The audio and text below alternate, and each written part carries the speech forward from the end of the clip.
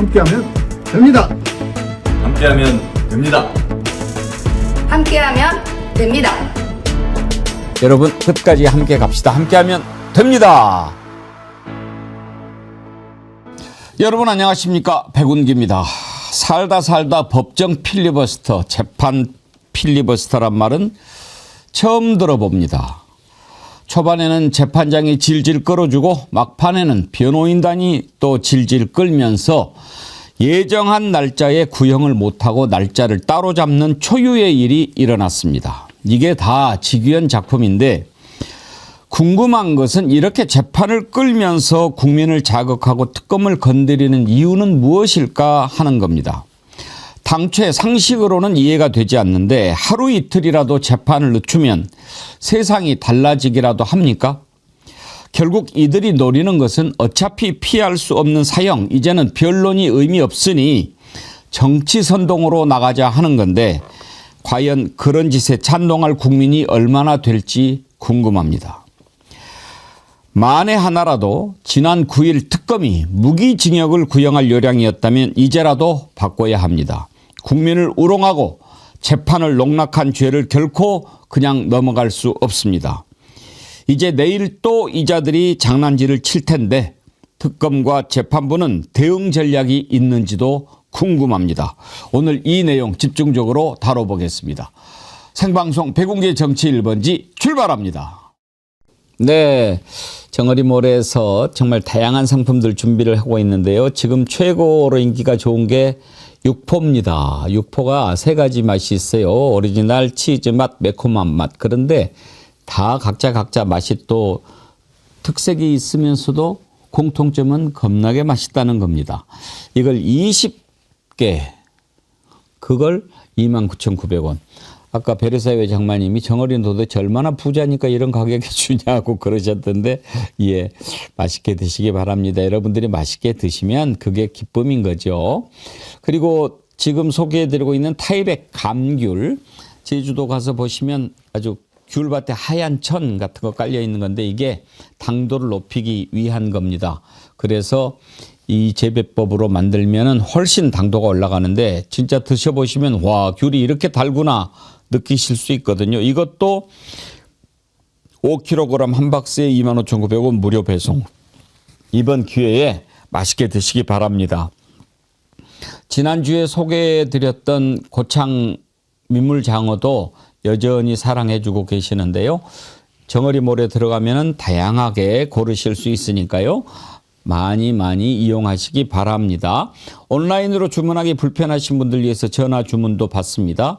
1551-3158, 1551-3158로 전화 주시면 아주 친절하게 주문 접수 도와드릴 겁니다. 전화로도 주문하시기 바랍니다. 정어리몰 많이 사랑해 주시고요. 네, 월요일 아침입니다. 지난 주말 아주 바람이 엄청나게 불어서 인명피해까지 나고요. 또 기온도 많이 추워졌는데 여러분 이번 주 정말 건강하게 잘 버티시기 바랍니다. 더 추워진다고 하는데요. 김박박디라라님, 날씨가 추워서 몸살 감기에 걸려서 병가 내고 방송 봅니다. 앵커님, 패널분들 모두 감기 조심하세요. 그래도 기쁩니다. 서울구치소는 얼마나 춥겠습니까? 에어컨 놔드려야겠습니다. 네. 김박박디라라님 스위스 쥐리 가신다고 그랬는데 거기는 훨씬 더 추울 텐데 예, 추위 잘 이겨내시기 바랍니다. 슈퍼챗 감사드리고요. 영덕사람님, 신나는 노래지만 직위원 재판부 보면 화가 상승 그러셨는데 예, 방송 전에 부산이네이님께서 만들어서 보내주신 음악 신나지요? 네. 부산이대인님께도 감사드리고 영덕사람님께도 감사드립니다. 월요일 아침 함께 하실 패널 세 분 소개합니다. 양지열 변호사님 어서 오세요. 네, 안녕하세요. 반갑습니다. 임세은 전 청와대 부대변인님 어서 오세요. 네, 안녕하십니까. 오늘은 머리를 예쁘게 묶으셨습니다. 네, 오늘 약간 중전마마 컨셉입니다. 예, 김기현 변호사님 곧 합류하실 거고요. 자, 정말 살다 나 법정 필리버스터, 재판 필리버스터라는 말을 다 들어봅니다.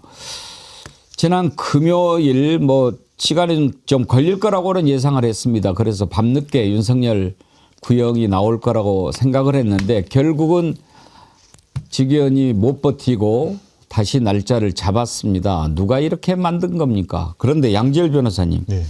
지금까지 재판을 뭐 이렇게 하다가 오늘 구형이다, 오늘 선고다 이렇게 했는데 이렇게 변론이 길어져 가지고 그 날짜가 넘어가고 이런 적이 있었습니까? 글쎄요. 제가 아는 바로는 없고 들어본 적도 없는 그런 상황이고요. 사실 마지막 그 재판이라고 하는 거는 거의 결론이 다 그동안에 지금 6개월 가까이 재판을 했기 때문에요. 정해져 있습니다. 이미 다 결론은 나와 있다라는 것이고 거기에 한마디 정말 마지막 말 정도를 덧보태는 거고 사실 마지막에 이렇게까지 증거 조사를 해가면서 시간을 보내는 경우도 없어요. 근데 지금 앵커님께서 말씀을 하신 것처럼 이거는 법적인 어떤 행동을 한 건 아니고요. 그 이하상 변호사라고 김용현 전 장관 변호하고 있는 변호인 이 변호사가 본인 유튜브에서도 정확히 그렇게 얘기를 했어요. 이거는 법정 투쟁이 아니라 정치 투쟁이라고 그들끼리도 얘기를 이미 하고 있습니다. 그래서 물론 보는 저희 입장에서는 화가 나지만 또 너무 화가 나면 안 되는 게 그게 그자들이 원하는 겁니다. 그렇죠. 예, 그자들이 원하는 거니까요. 이걸로 해서 뭐 직위원 재판부를 믿어라 이러는 긴 하지만 법적인 결론이 달라지거나 이럴 만한 상황은 전혀 아닙니다. 그래서 오늘은 한탄하고 분노하고 막 이러는데 시간을 쏟지 않고 우리도 냉정하고 치밀하게 저자들이 도대체 왜 그러는가 한번 분석을 해보려고 합니다. 그리고 어떻게 대응해야 될까 생각하려고 하는데요. 자, 임세현 부대변인님, 네. 왜 저렇게 하는 것 같습니까? 그러니까 1심 선고가 이제 2월 23일에가 그 사법부의 인사가 있습니다. 이 정기 인사가 있는데요. 이때 1심 선고가 나지 않게 되면 재판부가 이제 교체가 되게 되거든요. 그렇게 되면은 재판이 수개월 또 더 지연되는 사항이 날 수가 있습니다. 그래서 이걸 노린 것 같아요. 사실 말이 안 되죠. 이게 사실 법조계에서도 뭐라고 얘기하면 효율적 소송 지휘가 실종된 비정상적인 사건이다라고 이야기를 합니다. 그렇게 되면 우리가 저들의 수법에 말려 들어가거나 절대로 그렇게 되면 안 될 것이고요. 이를 피하기 위해서 일단 재판부는 설 연휴 전후로 선고기일을 앞당길 수도 있다라고 이제 이야기를 했습니다. 그렇게 되면 우리가 이제 여론으로 몰아붙여야죠. 사실 13일에는 무조건 끝내겠다라고 공언을 하긴 했습니다. 재판부에서요. 근데 이날도 아마도 이제 윤석열 측에서 이른바 침대 재판을 할 수 있는 가능성이 있거든요. 이미 김용현 측의 이런 그 이른바 재판 필리버스터라고 말해도 좀 사실 민망합니다. 필리버스터는 사실 법적으로 보장된 국회의 권한인데 이거 무슨 말도 안 되는 재판 그냥 의도적 재판 지연인데 그걸 이미 한번 봤잖아요. 윤석열도 이미 봤기 때문에 당시 이제 8시간이라고 했지만 더 할 수도 있거든요. 그러면 저는 지기현 재판부가 이제 좀 단호한 조치를 해야 된다고 생각이 들고 국회 차원에서도 이번 재판이 더 이상 늘어지지 않고 지연되지 않고 특히나 우려가 되는 이 법원 정기 인사가 맞물리지 않도록 저는 그 압박을 해야 된다 그렇게 봅니다. 기자들은 작정을 하고 들어왔지요. 그날 혹시 보셨는지 모르겠는데요. 이제 김용현 변호 맡은 이하상 뭐 또 다른 변호사들 이렇게 다 아예 자료를 들고 와가지고 변론이랍시고 그것을 읽는데 정말 왜 저렇게 읽지 할 정도로 이 세상의 주인은 따로 계신다. 절대자가 계시고 이런 식으로 읽은 거예요. 이건 의도적이죠. 말도 안 되는 짓이죠. 그렇게 해서 아니 왜 그렇게 늦게 읽느냐 빨리 읽어라 그러니까 그 권우현 변호사가 있잖아요. 아, 내가 혀가 짧아가지고 빨리 읽으면 혀가 꼬여요. 그 말 할 때는 또 그렇게 짧게 안 합니다. 미친 거 아닙니까? 혀 짧아도 읽을 수 있어요. 뭐 세상에 혀 짧은 사람들은 계속 그렇게 천천히 읽을 거예요? 아, 진짜 저는 이래서 지기현 재판부를 비판을 안 할 수가 없습니다. 사실 이거 사법부의 무능이 부린 참사라고 저는 보거든요. 그동안 얼마나 그 권위를 실종시켰습니까? 이 재판부의 권위를. 더군다나 이런 다른 재판도 아니고 내란이라는 엄청난 국가의 근간을 흔들었던 그러한 재판이면 오히려 더 엄중하고 더 권위 있는 모습을 보여줘야 되는데 이게 거의 봉숭아학당이 아니라 뭐 가족 오락관 그런 시기 아니었어요? 이렇게 피고인의 발언권을 보장한다는 명목하에 15시간을 넘게 이런 짓을 한 것은 전 재판부의 명백한 직무유기다라고 생각이 듭니다. 그러니까 그렇게 안 할 수가 있죠. 애초에 처음부터 시작을 해서 자료를 이미 냈기 때문에 이 정도 자료가 된다라면 지금 뭐 7시간, 8시간을 가져왔지만 변호사님 이미 요지 다 알고 있을 거기 때문에 이걸 다 낭독할 필요 없고 제가 지금 뭐 이 시간 고려해서 30분 드리겠습니다. 1시간 드리겠습니다. 무조건 끊는다든가 나머지 부분은 재판부에서 재량으로 읽고 판단하겠습니다. 이렇게 할 수도 있는 건데 말씀하신 것처럼 지기현 부장판사 그런 식으로 재판을 진행을 해보지 않다 보니까 이런 빌미를 만들어냈고요. 그렇다고 저는 뭐든 말씀드리지만 그게 그 사람들에게 법적으로 유리한 상황을 만들어내는 건 전혀 아니에요. 그들도 지금 아까 말씀드린 유튜브에서도 오히려 시간 끌어서 우리 성공했다 이런 얘기를 스스로 하고 있고 예. 자기들끼리도 여러분 지기현 믿지 마세요. 그 얘기를 또 거기서도 합니다. 그렇기 때문에 뭐 이거 가지고 아까 거듭 말씀드리면 그것 때문에 화는 나지만 화내고 있고 뭐 의심하고 걱정하고 이러면 우리가 손해입니다. 예. 이한상 변호사가 이자는 이따가 이제 들어보겠지만 임무를 완수했다. 아이고. 그렇게 얘기를 하더라고요. 먼저 지난 금요일 그 결심 공판에서 어떤 짓을 했는지 한번 보시죠. 민노총이 폭동을 일으키는 사진인데요. 특히 장관님의 사건에 대해서는 이런 사람들이 폭동을 일으킨 것이지 그 군과 경이 폭동을 일으킨 것은 아니고 이 사람들 표정을 보면은 와 신난다. 뭐 한밤중에 뭐 장난하듯이 그 국회 앞에 몰려와가지고 신고도 안 된 집회를 벌이면서 이 사람들 표정을 한번 보십시오, 재판장님. 이 사람들 눈에서 어떤 표정에서 어떤 공포심도 읽을 수가 없습니다. 알고 왔던 사람들입니다. 총구를 민간인의 겨누는 군인을 저지해서 이게 뭐 BBC에 오고 가고 뭐 굉장히 영웅이 돼서 인터뷰를 한 부분을 봤는데 이거는 분명히 범죄의 현장이고 이 사람은 현행범입니다. 그리고 군용물 탈취라는 것은 아까도 말씀드렸지만 미국의 경우에는 현장에서 사살해도 할 말이 없는 범죄에 해당하기 때문에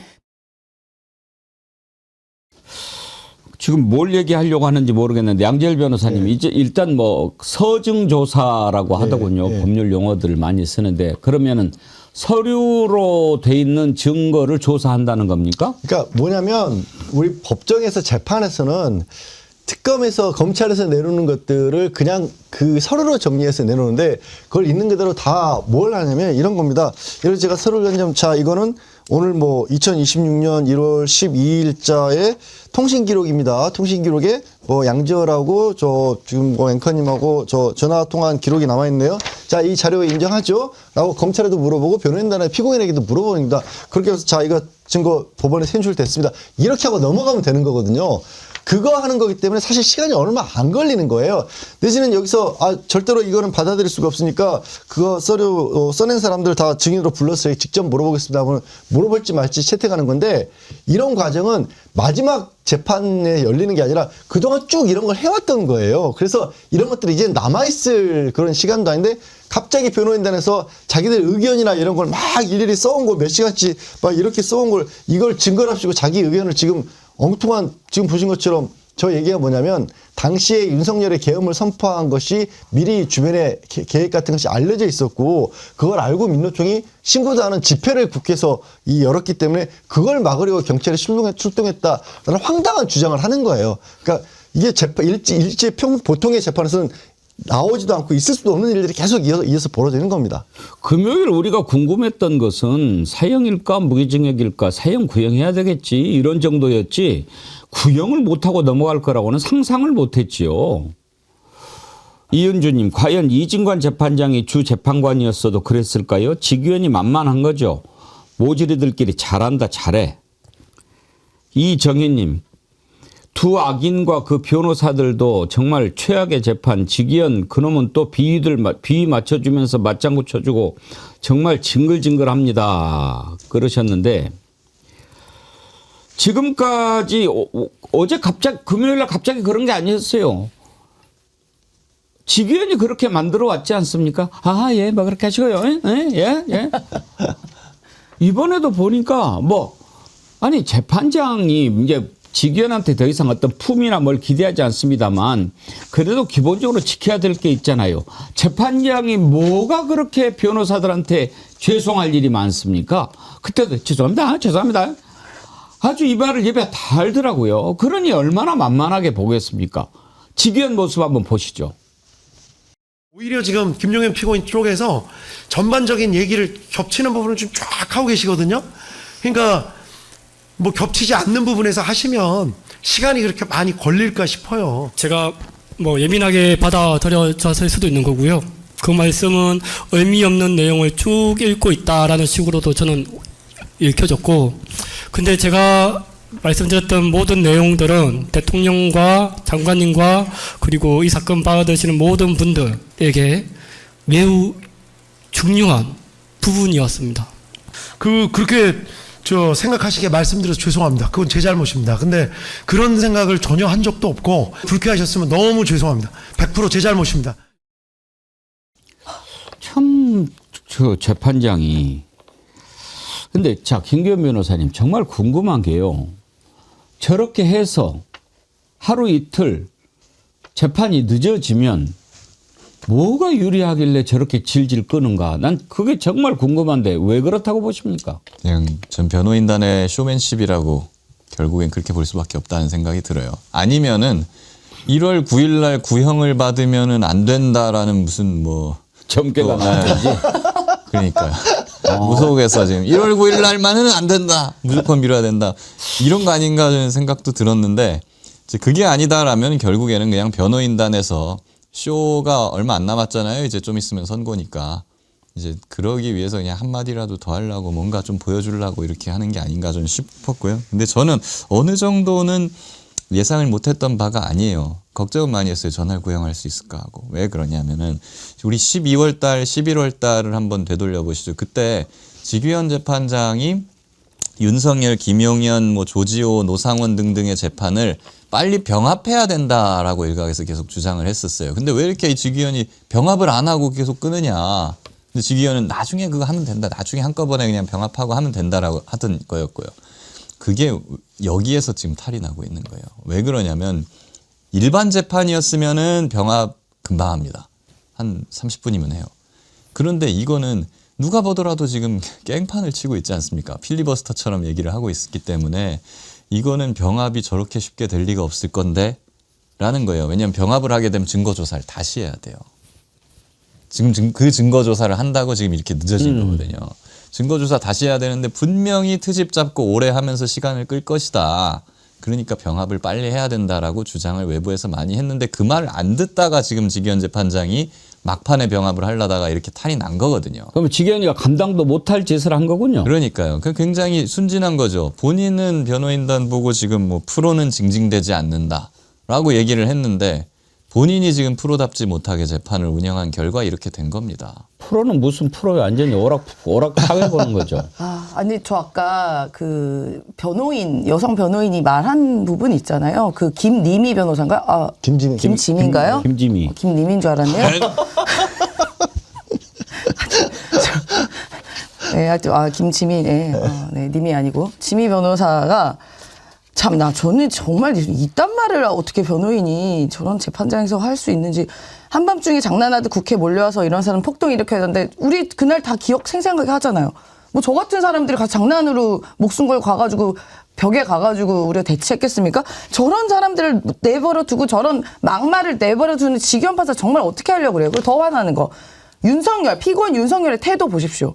졸았습니다. 거기서 잤어요. 잤어요. 그 얼마나 재판장이 만만하면 그 자리에서 그 엄중한 그 자리에서 좁니까? 사실 윤석열은 그날 구형이 된다면 사형 혹은 무기징역밖에 없는 그런 상황이었습니다. 그런데 오죽 재판장이 만만하고 그 법정이 만만했으면 거기서 조는 따위의 일을 합니까? 그러니까 저는 이 헌정질서 파기한 이 내란죄라는 엄중한 혐의에도 불구하고 그 공판 내내 고개 떨구고 졸고 웃고 실수하고 삐죽삐죽거리고 이런 모습을 봤을 때는 정말 국민에 대한 아주 최소한의 예의와 상식도 그리고 이번에 저질렀던 범죄에 대한 참회도 전혀 없는 거예요. 근데 그걸 냅두는 지기현 어떡할 겁니까 이거를. 물론 이제 소장님이 이렇게까지 화가 나시는 것도 충분히 이해하고 저도 상당 부분 그렇게 화가 나는데 그럼에도 불구하고 제가 너무 화내지 말라고 말씀드린 이유는 뭐냐면 들어볼 가치도 없는 엉뚱한 황당한 주장들을 계속해서 반복하고 있는 거거든요. 그러니까 뭐냐면 그들끼리 그렇게라도 얘기하면서 정신승리하는 겁니다.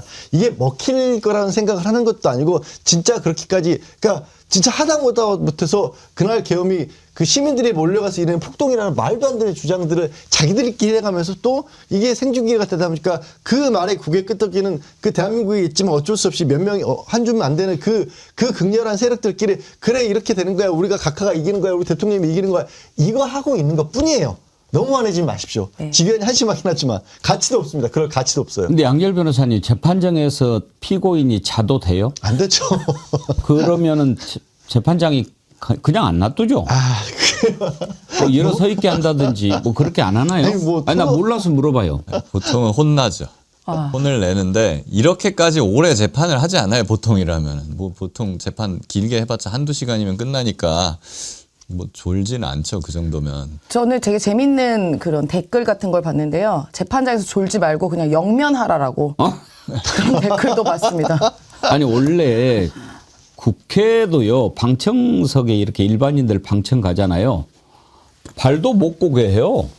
어디 신성한 국회에서 방청객이 감히 밑에서 자기들의 핸드폰 보고 난리 치는데 국회의원 저도 옛날에 그거 할 때 너무 심한 거 아니냐라고 했는데 근데 심지어 잠을 자? 재판정에서? 이게 말이 됩니까? 뭐 프로는 징징대지 않는다. 뭐 그리고 말도 정말 저렴하게 짝이 없죠. 재판 부장판사라고 하는 자가요. 그 내용도 한번 들어볼까요? 카피를 제가 좀 사정이 있어가지고 지금 몇 번 못 해왔습니다. 이거는 그런 식으로 하시면 안 되지. 차라리 그럼 준비된 다른 분이 조금 먼저 하시고 조금 이따 하시든지요. 예. 준비가 된 피고인부터 진행을 하면 좋을 것 같습니다. 순서가- 저희도 자료를 봐야 어떤 내용인지 알기 때문에 순서가 제가 먼저이기 때문에 좀 양해를 부탁드릴게요. 저희는 자료를 충분히 제공을 했고 시나리오까지 어제 제출을 했는데 이렇게 그 자료도 없이 발표를 하시겠다고 하는 게 우리가 지금 준비 안 됐는데 못 기다린다고 하니 그냥 해야지 못합니까? 그러면 준비를 해오셨어야죠. 변호사님. 저희 하루 먼저 동안 안 이거 가지고 한 겁니다. 오셨으면. 하루 동안 이렇게 하는 게 불가능적인데요. 그러니까 근데 프로랑 아마추어 차이는 프로니까 하는 건데요. 프로는 근데- 징징대지 않습니다. 그러니까 저희들이 뭐 정리됐습니다. 이하상 변호사님, 예예예. 예, 아니 지금 그 말씀이 징징대는 거죠. 그러니까 준비를 안 해오셨으면 정중하게 이게 저 준비가 안 돼 있는데 제가 양해를 좀 말씀 구한다고 드렸습니다. 말씀을 하시거나 예. 그렇게 말씀하셔야지. 그러니까 재판장이 재판을 진행하는데 쓰는 표현들도 그 재판부의 분위기 이런 재판은 이런 식으로 진행한다라고 하는 것을 다 공감하게끔 진행해야 되지 않겠습니까? 그런데 그러고요. 죄송합니다. 제가 사과할게요. 그렇죠. 징징대 뭐 이런 표현을 쓰니까 얼마나 만만하게 보겠습니까? 그래서 이런 상황이 온 거죠. 자업자득이고 자초한 겁니다. 정말 저거 보면서 그래서 처음부터 잘못 꼬였다 하는 생각이 들지요. 삼다류님, 지기쁘까? 국민들이 보면서 정말 저렇게도 재판을 할 수 있구나. 근데요, 전 깜짝 놀랐는데 어떤 사람은 또 그런 얘기까지 하대요. 그러니까 참 사람이 다양한데 자기는 직위원을 좋게 본대요. 그래서 무슨 얘기냐. 자기가 재판을 받아봤는데 저렇게 재판을 해주는 사람이 없었는데 저렇게 포근하게 재판을 해주니까 이 피고인으로서 상당히 좀 마음이 좀 좋아 보였다. 또 그런 얘기를 하는 사람도 있습니다. 무죄 판결도 잘한대요. 헐. 그러니까 이제 보면은 주기현 재판장 입장에서는 일반 사건에선 그럴 수가 있어요. 변호인이나 일반 피고인은요. 하고 싶은 말, 꼭 필요한 말도 못 합니다. 일반 재판에서. 왜? 시간이 없어서. 재판장이 하루에 재판을 막 10개, 20개씩 잡아놔요. 그래 놓고 뭔 말만 하려고 하면 시간 없으니까 그냥 서면으로 내고 넘어갑십시오. 이런 식으로 해버립니다. 주기현 재판장 보세요. 그냥 뭐 필요 없는 말도 그냥 뚫린 입으로 다 말하는데 그냥 다 말하게 놔두지 않습니까? 그러니까 그런 걸 보면은 한마디도 못했던 그냥 일반의 피고인 변호인들 입장에서는 야 저런 재판장도 다 있구나 싶은 거죠. 근데 피고인이나 변호인들에게 충분한 발언 기회를 제공한다는 거 당연히 형사소송법이나 우리 헌법 원칙에 맞는 거고 굉장히 좋은 겁니다. 다만 주기현 재판장이 왜 비판을 받느냐. 위험이 없어요. 권위가 없습니다. 위험과 권위를 충분히 가지고 가면서도 충분히 발언 기회를 줄 수가 있습니다. 그런데 그냥 뭐 진짜 가족 오락관처럼 아무런 위험도 권위도 없이 저렇게 해버리니까 국민 입장에서는 저게 도대체 예능 프로인가 아니면 내란 재판인가 헷갈리게 만드는 것이죠. 자, 무엇 때문에 이런 사태가 벌어졌는가 하는 것은 이제 우리가 충분히 짚어봤습니다. 그러면 이자들이 노리는 게 무엇인가 이걸 짚어볼 텐데요. 홀인원님께서 김규현 변호사님 부산에서 격하게 응원합니다 하면서 슈퍼챗 보내주셨는데요. 홀인원님. 감사합니다. 예. 김규현 변호사님 홀인원님 아세요? 아니요. 홀인원은 한번 해보고 싶긴 합니다. 자, 왜 이자들이 이렇게 질질 끌까? 이거는요, 단순히 그냥 지연으로 인해서 얻는 이익을 노리고 그러는 거라고 생각할 수가 없습니다. 그런다고 뭐가 달라지겠습니까? 그 사이에 뭐 나라가 바뀝니까? 그러지는 않고요. 자, 제가 정리하는 첫 번째 이유. 이자들은 재판 결과에 관심이 없다입니다. 특히 변호사. 이하상. 왜 이자를 아직도 감치 처분 안 하는지 모르겠는데 아마 제 생각에는 이미 이제 감치는 결정이 났으니까 또 법정 모욕이라든지 이런 걸로 또 별도 수사 받고 있지 않습니까? 그런데 구형까지는 참여하게 하고 그 다음에 하지 않을까 생각하는데 자, 우리가 이하상이라고 하는 이름을 언제 들어봤습니까? 이하상이 누굽니까? 이번에 처음 알게 됐죠. 그야말로 듣보잡이죠. 뭐 어디 뭐 출마도 하고 뭐 신청도 하고 그랬다고 그러는데 이런 자를 누가 알긴 합니까? 그런데 이번에 이하상이라고 하는 이름을 알게 됐단 말이에요. 이 화상아가 아니고 이하상이요. 그러면 뭐냐? 이자는 이 세계의 재판, 모든 국민은 물론 세계가 주목하는 이 재판에 중개가 되지 않습니까? 옳지. 이때 나를 좀 많이 알리고 키워야겠다. 그러면은 일단 다른 사람은 국민들이 보기에는 저자 정말 저런 자가 어떻게 변호사야라고 하지만 윤석열을 지지하고 김용현을 그나마 뭐 하는 그런 구구들은 이하상 잘한다, 이하상 잘한다 막 이럴 거 아닙니까? 그러면 자기의 정치적 목적을 달성하는 거죠. 이렇게 해가지고 온 국민들이 지금 분노하고 있는데 유튜브에다가 딱 올렸어요. 나는 임무를 완수했다. 그야말로 본색을 드러낸 거 아닙니까? 이하상 유튜브에서 뭐라고 했는지 한번 들어보시죠. 저희들이 사실은 제일 강력하게 그리고 전위적으로 싸웠기 때문에 앞에서 끌고 나가라라고 협의가 됐습니다. 저희들이 그래서 앞에서 끌고 나가서 큰 방향과 그 범위를 정해 놓으면 그 안에서 또 다른 변호인분들 또 하고 마지막에 윤 대통령이 하시면 거기서 나온 것들을 다 포괄하고 또 빠진 것들을 망라해서 하겠다. 멋지지 않습니까, 이 작전? 이 변론 작전을 공개해 드렸는데 또 적들이 많이 보고 있을 텐데 그랬더니 지기현이가 또 아유 맞장구 쳐드려야 하는데 이렇게 너스레를 떨었습니다. 그렇다고 해서 지기현이 우리 편이야? 그건 절대 아닙니다, 여러분. 저런 말에 속아서는 안 됩니다. 끝까지 싸워야 됩니다. 특히 나이 어린 검사들이 뭐 윤석열이 한다, 피고인 윤석열이 한다 이런 식의 이거는 인간이 아닙니다, 사실은. 비상계엄 선포 요건이 안 갖춰졌다는 것입니다. 누가 판단합니까? 그거를? 검사놈들이 판단합니까? 판사들이 판단합니까? 판사놈들이 판단합니까? 놈자라고 하면 또 뭐 방송에서 보고 그럴 수 있으니까 빼겠습니다. 검사들이 판단할 수 없고요. 지가 할 말 다 해놓고 뭘 나중에 빼겠네. 자, 저렇게 의도적으로 그런 의도를 갖고 했다라고 하는 거거든요.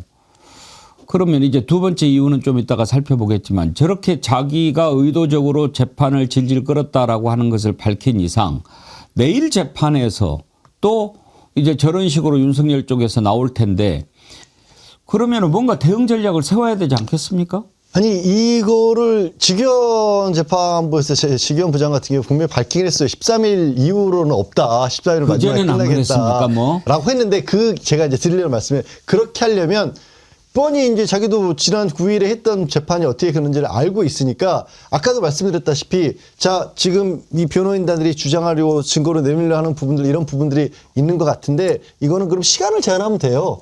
1시간 내지 2시간 뭐 길게 잡으면 그리고 이 내용들은 여기서 필요한 부분들은 이거는 저희가 재판부에 봤을 때 중복됐으니까 이걸 이중으로 하지 않겠습니다라는 걸 각 사안마다 그렇게 정해주면 되거든요. 근데 그걸 정하지 않고 질질질 끌려갔으니까 지금 9일날 그 사단이 벌어진 거거든요. 그래서 말씀드린 것처럼 직위원 부장의 의지에 달려 있어요, 이거는. 그러니까 자기가 지금 그러니까 죄송하단 말 잘하니까 변호사님들 죄송하지만 요건 30분 내에 하겠습니다. 끝나면 나머지 부분은 뭐 증거 못 받아들이겠습니다. 이렇게 하면 되는데 그걸 하느냐가 이제 내일 모레 달려 있는 거죠. 김기현 변호사님, 그러면 내일은 구형할 수 있을까요? 내일은 그래도 저렇게 얘기를 해놨으니까는 하지 않겠나 싶은데요. 근데 내일은 이제 이게 피고인이 8명입니다. 지금 윤석열 하나 남은 상황이에요. 윤석열도 저렇게 한다. 만약 12시간씩 저렇게 말을 해버린다라고 하면 이제 내일 안 끝나는 거죠. 그렇기 때문에 살짝 걱정이 되기는 하는데요. 저거는 결국 재판장의 소송지휘권이 발휘가 되어야 되는 부분입니다. 시간을 정하든지 아니면은 관련성 없는 내용을 하는 거는 바로바로 탁탁탁 끊어주든지 이렇게 가야 되는 부분이에요. 그리고 사실 제가 재판장이었다고 하면은 9일 날 재판 저렇게 하루만 안 잡을 거예요. 왜냐하면 일반 재판이었으면은 변호인이 짧게 간결하게 그렇게 하니까 잘 끝나겠죠. 그렇지만 김용현 변호인단이 지금까지 깽판 쳐온 거 다 보지 않았습니까? 그럼 뻔히 저렇게 시간 끌고 필리버스터 할 게 예상이 되는데 제가 재판장이었으면 기일을 여러 날짜를 연달아 잡았을 겁니다. 9일, 10일, 11일. 그래 놓고서는 9일 날 안 끝나면 10일 날 계속 합니다. 이런 식으로 예측을 해서 잡아야 되는 것이죠. 근데 지금 마치 일반 재판 하듯이 지기현 재판장은 기일을 잡고 있어요. 그게 지금 굉장히 우려스러운 부분입니다. 지금 이러다가 내일도 만약에 안 한다. 지금 당초 지난 9일 결심 공판에서 구형을 한다고 해도 과연 지기현이가 제대로 선고를 하고 그 인사이동 갈 수 있을까 이렇게 생각했는데 이거 더 늦어졌단 말이에요. 그러면 정말 저 선고까지 할 수 있을까? 물리적으로 그런 걱정돼요. 선고는 아마 할 수 있을 겁니다. 본인이 하겠다고 말을 하기도 했으니까요. 그 이유가 아마 제가 보기엔 이런 재판은 판결문을 먼저 써요. 그래서 판결문을 지금 쓰고 있을 거예요. 그렇기 때문에 뭐 하루 이틀 일주일 늦어지는 걸로는 판결 선고에는 크게 지장은 없을 거다. 저는 이렇게 봅니다. 저는 이게 그렇죠. 너무 당연한 거잖아요. 죄를 지어서 재판을 받고 선고를 받고. 그러니까 이런 일련의 그냥 시스템적으로 그냥 정착이 된 거 아닙니까? 우리가 굳이 빨간불에 길 안 건너고 파란불에 길 건너야 되는 것이 너무 당연한 거를 이게 너무 상식을 벗어난 일들이 계속 반복되다 보니까 이게 이제 불안한 거예요. 과연 재판은 할 수 있을까? 선고는 할 수 있을까? 지금 구형도 못하고 있는 상황인데 이렇게까지 우리 국민들이 걱정을 왜 해야 되는 겁니까? 지금 김기현 변호사님, 양재 변호사 두 분 다 법조인이시니까 이거 너무 당연한 일들을 하는 건데 이게 지금 당연하지 않게 된 거잖아요. 비상식적으로 발생하다 보니까. 이걸 왜 걱정해야 되는데 우리 국민이 제대로 된 판결이 있고 제대로 된 재판 질서를 보여줬다면 이런 일이 발생하지 않을 건데 만약에 내일도 구형이 안 되면요. 1월 16일에 윤석열 첫 형사 판결 나옵니다. 체포방해 혐의.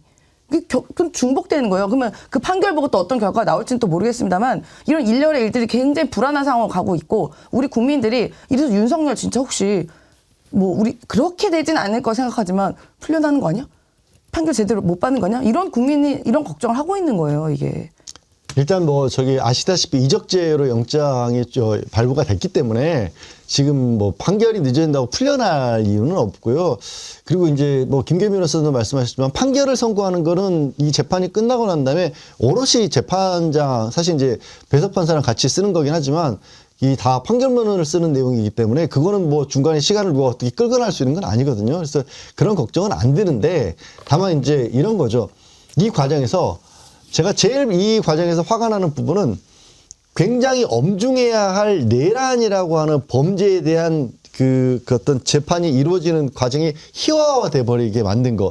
그게 저는 이제 지기현 재판부 부장한테 제일 화가 나는 겁니다. 다른 부분에 있어서는 사실 저는 그렇게 솔직히 불안하지는 않아요. 저 사람이 저렇게 진행하는 것 자체가 너무나 엉망이어서 그것 때문에 이제 부작용으로 일어나는 문제들에서 화가 나지만 재판 자체에 대해서는 걱정 안 합니다. 예, 저는 이제 선고는 제때 될 걸로는 보는데 한 가지 제가 또 예방 주사 놓는 비슷하게 이 말씀을 해드려야 될 것 같아요. 선고가 한 번 정도 연기될 수 있다고 봅니다.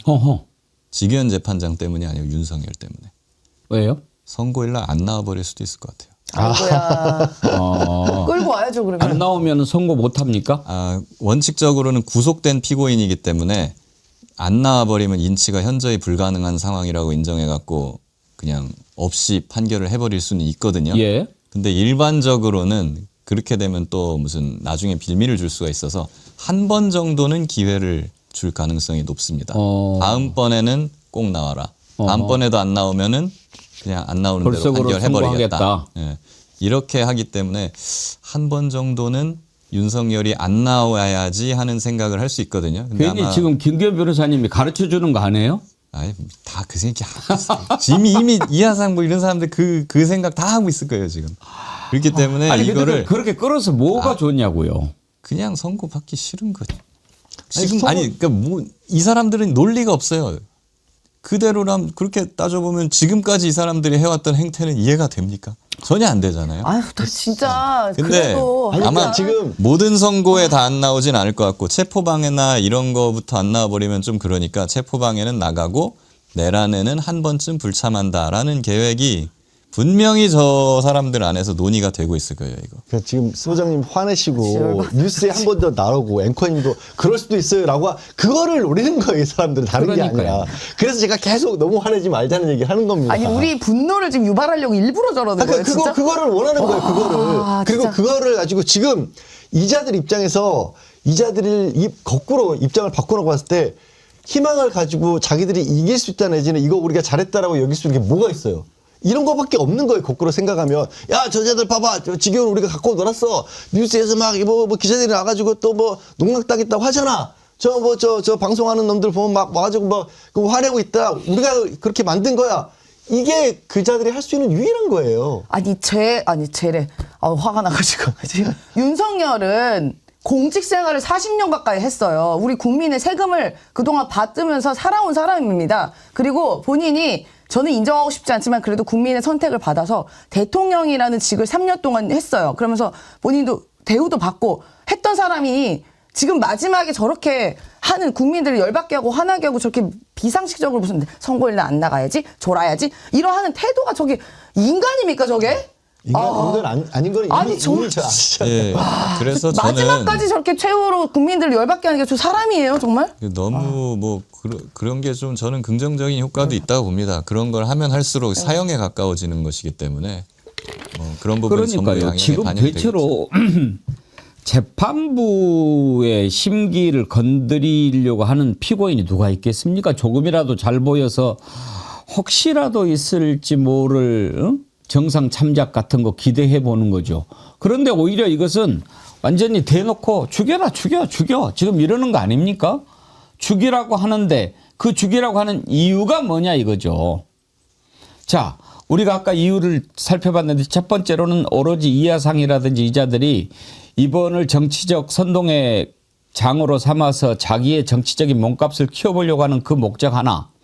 그다음에 또 하나는 이제 어차피 그런 것 또 다른 쪽으로 생각을 해보는 것 같아요. 전환길이가 차라리 사형을 구형하고 선고했으면 좋겠다. 막 이렇게 나와요. 들어보시겠습니까? 어차피 조작해서 내란이라고 덮어 씌워서 구형을 한다면 무기징역이 아니라 사형이라 차라리 구형해라 라고 저는 요구하고 싶습니다. 일국의 대통령이 비상기업을 선포했는데 그것이 내란이고 그것이 사형이다 라고 선고되면 전 세계 외신에 다 보도될 거 아닙니까? 알고 보니까 인터넷 가서 조작해가지고 나무위키에 찾아서 증거를 조작해서 만들고 사형이 선고된다면은 전 세계적인 선고하는 판사의 지옥이고 구형한 검찰의 전 세계적인 망신거리가 될 것이기 때문입니다. 그래서 저는 100% 이거는 무죄가 선고되거나 아니면은 공소기각이 될 것입니다. 저게 말입니까? 전환길 말하는 거 그냥 반대로만 받아들이면 딱 그게 맞을 것 같습니다. 기본적으로. 근데 전환길 미국에서 돌아는 왔대요? 돌아왔다는 소식은 지난번에 못 뭐 들은 것 일본에 같은데요? 있다고 그러지 않았어요? 아, 그래? 전 세계 돌아다니고 있습니까? 저거 아니 입국금지 시키고 싶은데요? 좀 뭔 소리입니까 저게? 아 목소리도 짜증나고 얼굴도 짜증나고 내용도 짜증나고 사실 여기 백운기 이 앵커님의 정치 1번지라는 신성한 프로에서 저 따위 인간의 목소리랑 얼굴을 듣는 건 참으로 불쾌합니다. 죄송하게 생각합니다. 아니, 저렇게 해서 지금 과감히 정치 1번지 한번 자기 모습도 출연한 거 아니겠습니까? 그거 원하는 거예요. 다른 거 없어요. 그리고 지금 저 사람들로서는 어떻게 해서 조금이라도 하나라도 더 극적인 어떤 상황들이 만들어지고 그걸 통해서 하나라도 한 사람이라도 더 거기에 자기 편에 끌어들여주고 같이 분노 아닌 분노를 해주는 사람들이 있어야 그래도 자기네의 세력이 좀 유지될 수 있다라고 믿는 사람들이기 때문에 거기에 대해서 뭐 그냥 그러려니 하면 됩니다. 저 사람. 입국금지 같은 거 시키잖아요. 좋아해요. 저 사람. 그냥 아예 먹이를 줘서는 안 될 것 같아요. 지금 윤석열 입장에서 생각을 해보면 자기가 풀려날 수 있는 유일한 방법은 지금 없어요.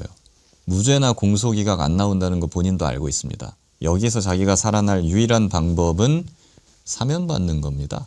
사실 사형을 받으나 무기징역을 받으나 뭐 한 징역 한 20년을 받으나 어차피 감옥에서 자기는 죽어야 돼요. 못 나와요. 근데 유일하게 받을 수 있는 거는 자기네 세력이 혹시나 어떠한 경위로든 집권을 다시 해가지고 자기를 사면시켜주는 거. 이게 유일한 해법이거든요. 그렇기 때문에 자기는 사형을 받든 아니면 뭐 징역 한 10년, 20년 받든 자기 상관이 없는 거예요. 그럴 바에는 지지층을 결집시키기에는 사형이 훨씬 좋다. 어차피 자기는 사형 집행을 안 될 거니까. 그런 계산을 하고 있는 겁니다. 집행을 하지 말한 법은 없죠, 아직. 그렇죠. 안 하고 있을 뿐이지 우리나라 사형 여전히 사형을 존재하고 못 하게 있습니다. 되는 건 아니죠. 네. 뭐 그런 건 아닌데 이제 사형 집행을 실제로 하게 되면은 외교적으로 여러 가지 좀 고려해야 될 점이 많이 있어요. 우리나라는 사실상 사형 폐지 국가이기 때문에 그거를 전제로 해서 이제 다른 외국들이 한국과의 관계를 맞춰 나가는데 이게 변화하면은 이제 외교 관계나 이런 부분에 있어서 상당히 좀 변화가 생기겠죠. 그렇기 때문에 지금까지 사형 집행을 안 해왔던 건데 뭐 제 생각에는 방법이 하나 있어요. 한동훈이를 법무부 장관 하루만 딱 시키면 할 겁니다. 아니 근데 저희 그 민주당에서는 일단 내란 사범에 관련해서 사면을 제한하는 법을 좀 준비를 하고 있습니다. 그래서 윤석열이 혹시나 정권이 그럴 일은 없을 거라 저는 믿고 있지만 바뀌어서 그 사면을 기대한다면 이미 법적으로 특별사면통의 법망을 빠져나간 것을 원천 봉쇄하겠다는 취지의 법을 준비하고 있기 때문에 그건 꿈도 꿈깨라라고 얘기를 드리고 싶고 덧붙이면 이건 제 개인적인 생각으로는 내란사범 사면 제한법을 하면서 내란과 관련된 사람은 사형해도 좋다라는 것까지 덧붙이면 우리 국민들의 이런 답답함을 해소시키는데 그나마 좀 위로가 되지 않을까라는 생각이 드네요. 근데 이제 저 한편으로는 또 그런 것도 있어요. 그런 의도를 가지고 뭔가를 행위를 하더라도 그러니까 뭔가 실제로 그게 이루어질 가능성을 가지고 있는 내지는 어떤 객관적인 어떤 증거라든가 객관적인 논리를 가지고 그걸 접근을 해야 되는데 지금 법정에 서서 주장하고 있는 그 변호사들이라든가 아니면 바깥에서 좀 전에 봤던 전환기 같은 자들이라든가 이런 사람들은 다 이 진짜 완벽히 음모론이라고 볼 수 있는 쪽에만 빠져가지고 자기들도 이제는 그런 내용들을 자기가 거짓말하고 있다고 생각을 안 해요. 진심으로 그 세계에서 사는 겁니다. 그리고 그 음모론이라는 것도 희한한 게 그게 또 나름의 어떻게 사람들끼리 머리를 짜서 만들고 하다 보면 꼬리에 꼬리를 물고 막 만들어지는 거예요. 아까 보신 것처럼 무슨 민노총이 미리 뭐 그날 밤에 폭동을 준비하고 있다는 이런 얘기들을 자기들끼리 믿고 진심으로 웃고 울고 있어요. 그거 덕분에 그걸 보고 그 세계 안 그러면 나가서 얘기도 못 하니까. 그래서 어떻게 되냐면 저 목소리는 점점 시간이 갈수록 힘을 잃을 수밖에 없고요. 그자들이 원하는 것처럼 진짜 뭐 전 세계에 알려져가지고 저게 갑자기 무슨 트럼프가 뭐 대통령을 구하기 위해서 니미치 항공모함을 보내고 델타포스를 저 베네수엘라에 보냈던 것 같은 걸 보내고 이런 일 절대 안 벌어지게끔 자기들이 가고 있어요. 그러니까 그래서 저는 화가 안 난다는 거예요. 오히려 역설적으로 쪼그라들 수밖에 없어요. 저런 음모론은. 아까 전환길이 보고 정필성 님이 전 세계 돌고 지구를 떠나면 되겠네. 그러셨는데 아까는 지기현 이름으로 삼행시를 써서 보내주셨어요. 정필성 님. 임세은 변호사님 지귀현 한번 띄워주세요. 네. 지긋지긋하네. 귀신 잡는 해병대 김귀현 변호사를 투입해서 연행해 주세요.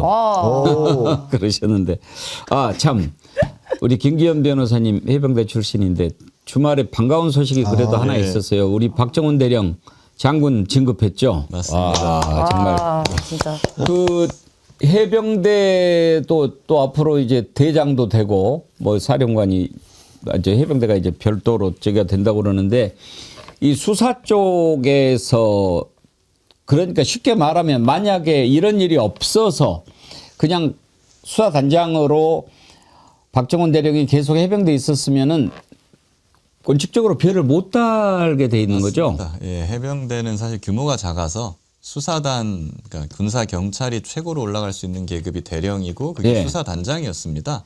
그러니까 박정훈 대령은 이미 진급 갈 수 있는 데까지 다 올라간 1인자예요, 해병대. 군사 경찰에. 그래서 그대로 있었다고 하면은 아마 올해네요, 이제. 올해 말쯤에 전역을 하실 예정이었어요. 그런데 뭐 이런 일에 휘말리게 되시고 항명으로 고초를 겪고 그러면서 그 정의로움을 많은 국민들이 알아주신 덕분에 이렇게 또 이례적으로 해병대 출신으로서 별을 달릴 수 있었던 것이 아닌가 그런 생각이 들고 저도 금요일에 사실 일하다가 이 발표를 보고 와 우리 아빠가 장군 된 것처럼 너무 좋았습니다. 어떻게 보면 전화위복이 됐다라고 할 수가 있겠지만 그래도 겪지 않아야 할 마음고생을 얼마나 오랫동안 겪었습니까? 그래도 저렇게 군에서 별을 단다는 거는 그야말로 하늘의 별 따기처럼 어려운 거고 해병대에 계속 있었다면 아예 달기가 불가능했는데 이렇게 국방부로 가면서 별을 달게 되니까 모든 국민들이 내일처럼 기뻐하지 않습니까? 이제 이렇게 좀 기쁘고 좋은 일들이 많이 좀 나왔으면 좋겠습니다. 그게 세상이 달라지는 것 아니겠습니까? 그래서 우리가 박정훈 대령의 장성 진급 소식 누구보다도 기뻐하고 그러는 겁니다. 내일 이제 구형이 있는데 아까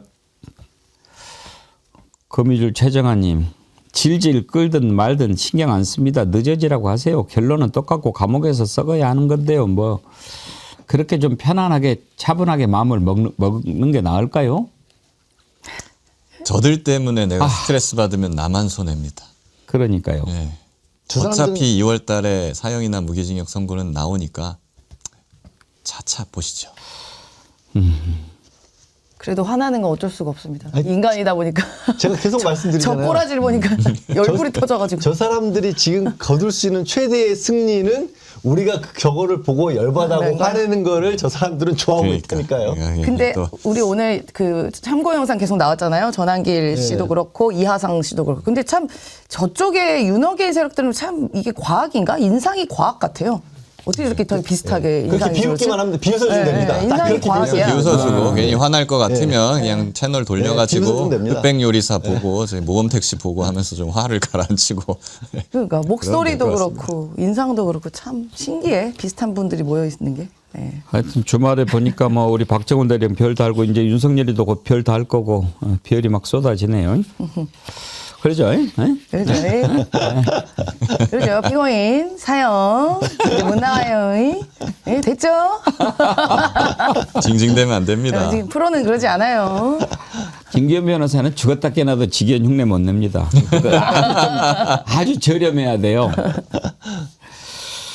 다음으로 넘어가기 전에 정광훈이 오늘 구속영장 심사 있는 날이죠. 네. 그런데 본인은 마치 구속을 예감한 듯 나 감옥에 들어가겠다라고 그 교회에서 얘기를 했다고 그러네요. 아니 본인도 익숙하잖아요. 벌써 지금 4번째가 지금 영장 청구되기 그리고 실제로 복역도 2번인가 했었지 않습니까? 그리고 뭐 마찬가지인 거예요. 정광훈은 요즘 오히려 정광훈은 좀 섭섭할 것 같아요. 자기가 원래 이런 그런 뭐 윤호개인에 비교되는 그런 세력들의 거의 원조였고 원탑이었는데 요즘 어떻게 보면 이름 나보다 막 더 유명해진 애들이 많은 것 같아. 갑자기 하면서 좀 서운해하고 있었는데 구속시켜준다고 하니까 뭐 자기 말 맞다나 지금 명칭 많이 뭐 가지고 있을 것이고 들어가면 뭐 그런 얘기를 다 하더라고요. 계절마다 과일도 잘 나오고 따뜻하고 쉴 수도 있어서 좋다고 하는데 그걸 통해서 자기 또 뭐 신도들이라든가 아니면 지지자들 한 번 더 모으는 거죠 뭐. 들어가면 윤석열도 만날 수 있을 테니까. 근데 이것도 노리는 거 아닐까 싶어요. 뭐 본인 말로는 감옥 갔다 오면 다 대통령 되더라. 나도 이번에 감옥에 4번째 갔다 오면 대통령 돼서 돌아오겠다라고 하는데 그것도 그거지만 윤석열이 감옥에 들어가가지고 엄청나게 돈을 땡기는 걸 봤거든. 얼마인가 4억이 넘었던가 그랬죠. 뭐 하여튼 본인 대통령 때 연봉보다 훨씬 많이 네. 3배인가? 그러니까 정광훈이 그거지. 네. 돈이 되네. 네? 딱 그거 아니겠어요? 새로운 사업 아이템을 찾은 거죠. 감옥에서 몸빵 이른바 몸빵 하면서 이제 영치금으로 재테크. 아니 그렇죠. 좋은 프리즌 비즈니스. 너무 잘했네. 주말마다 날도 추운데 가가지고 직접 밖에 나가가지고 집회 열고 그 집회 끝날 때마다 한 번씩 헌금해라고 모인 사람들이 하고 있었는데 그럴 것 없이 그냥 따뜻하게 구치소에 독방에 있으면서 그러게. 더 많이 먹을 수 있다. 얼마나 좋습니까? 그리고 보통 구치소는 겨울이 좋습니다. 들어가기에. 난방은 되거든요. 여름에 냉방은 안 되는. 뜨끈하구나. 근데 혼거방을 추천합니다. 전광훈은. 아니 근데 홍거방이 더 좋아요. 그래요? 예, 홍거방이 훨씬 좋습니다. 기본적으로 난방은 바닥 난방만 되기 때문에 공기가 차거든요. 홍거방이 있어야 겨울은 따뜻하게 보낼 수 있어요. 아니 지금 권성동 의원이 혼거방에서 매우 지금 다른 재소자들로부터 어려운 시기를 겪고 있다는 얘기를 근데 들어서 그거는 팩트가 막 좀 다르긴 합니다. 예, 예, 그런 얘기가 있어서 홍거방을 요즘에 이제 난방은 되니까 차라리 뭐 보통은 실질적으로 그러는데 이제 그 전에 신영복 선생이 쓴 감옥으로부터의 사색을 보면 다른 이유로 여름 징역보다는 겨울 징역이 낫다라는 얘기를 하기는 했죠. 그러니까 없는 사람 살기는 겨울이 힘들다고 하지만 감옥에서는 차라리 겨울이 낫다. 왜냐하면 서로 온기라도 나눌 수가 있으니까. 그런데 여름에는 살 닿는 것조차도 너무 싫어가지고 옆에 있는 사람을 미워하게 된다. 그래서 여름 징역보다는 차라리 겨울 징역이 낫다. 그런 얘기를 하더라고요.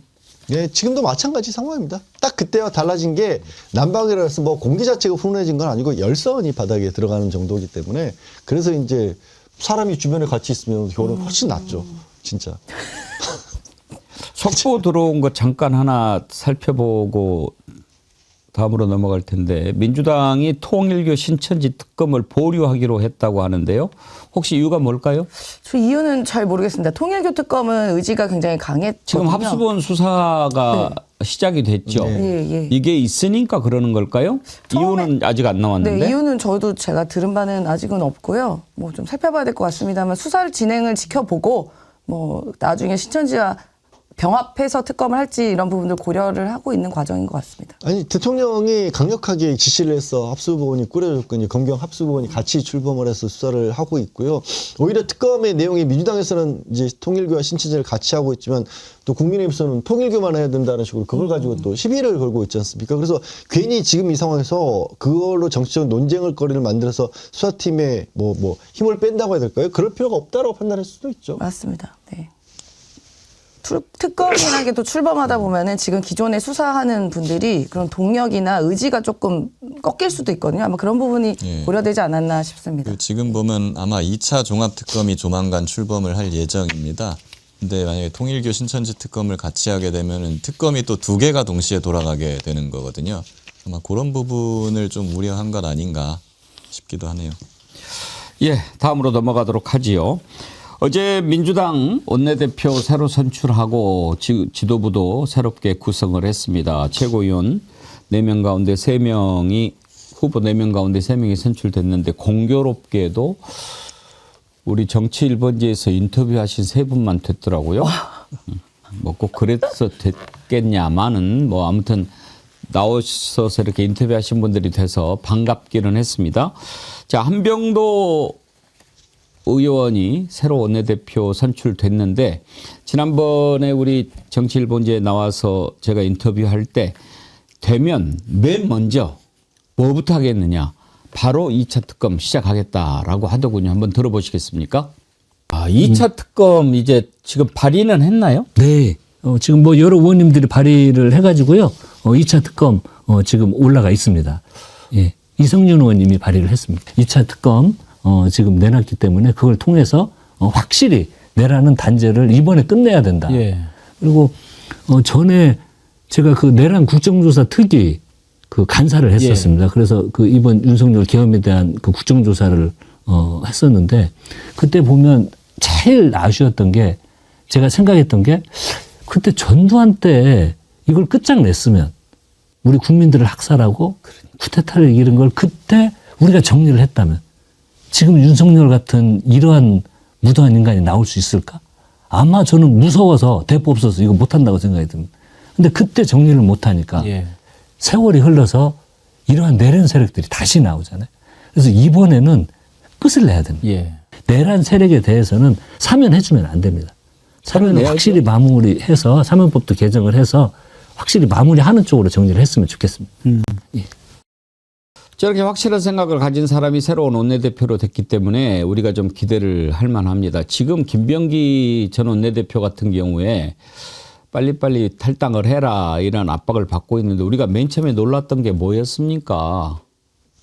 특검 연장을 안 하는 거를 야당하고 합의를 해가지고 얼마나 국민들을 놀라게 했습니까? 맞습니다. 여러 가지 꺼내서 사실 뭐 많은 분들이 그래도 우리 당의 원내 대표고 또 선출된 분이니까 말을 많이 아꼈어요. 그동안 민주당원들이 그런 부글부글한 마음이 있었지만 그래도 이재명 정부의 성공을 뒷받침해야 하는 그런 막중한 책임이 있기 때문에 좀 마음에 안 들고 불만이 있는 것도 말을 아꼈지만 사실 지금 되돌아보면 비판받을 점이 굉장히 많았습니다.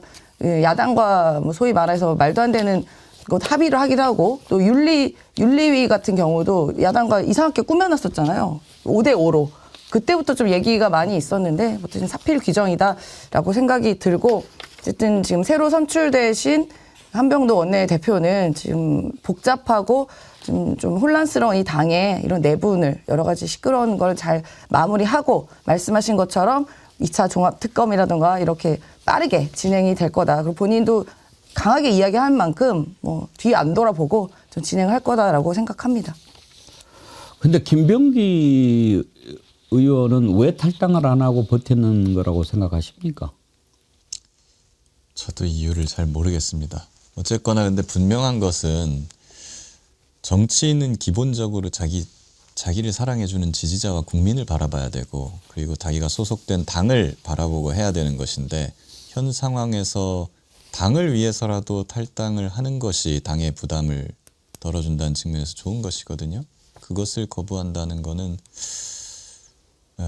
당보다 본인을 더 앞세우는 그런 것이 아니었겠나 그런 생각이 들고 그런 점에서 매우 아쉽습니다. 혹시 당에 이렇게 당적을 가지고 있으면 수사에서 좀 봐줄 거라는 기대를 갖는 걸까요? 그런 기대라기보다 그러니까 지금 이유를 알 수 없다 보니까 지금 엉뚱한 말들이 나올 정도가 됐어요.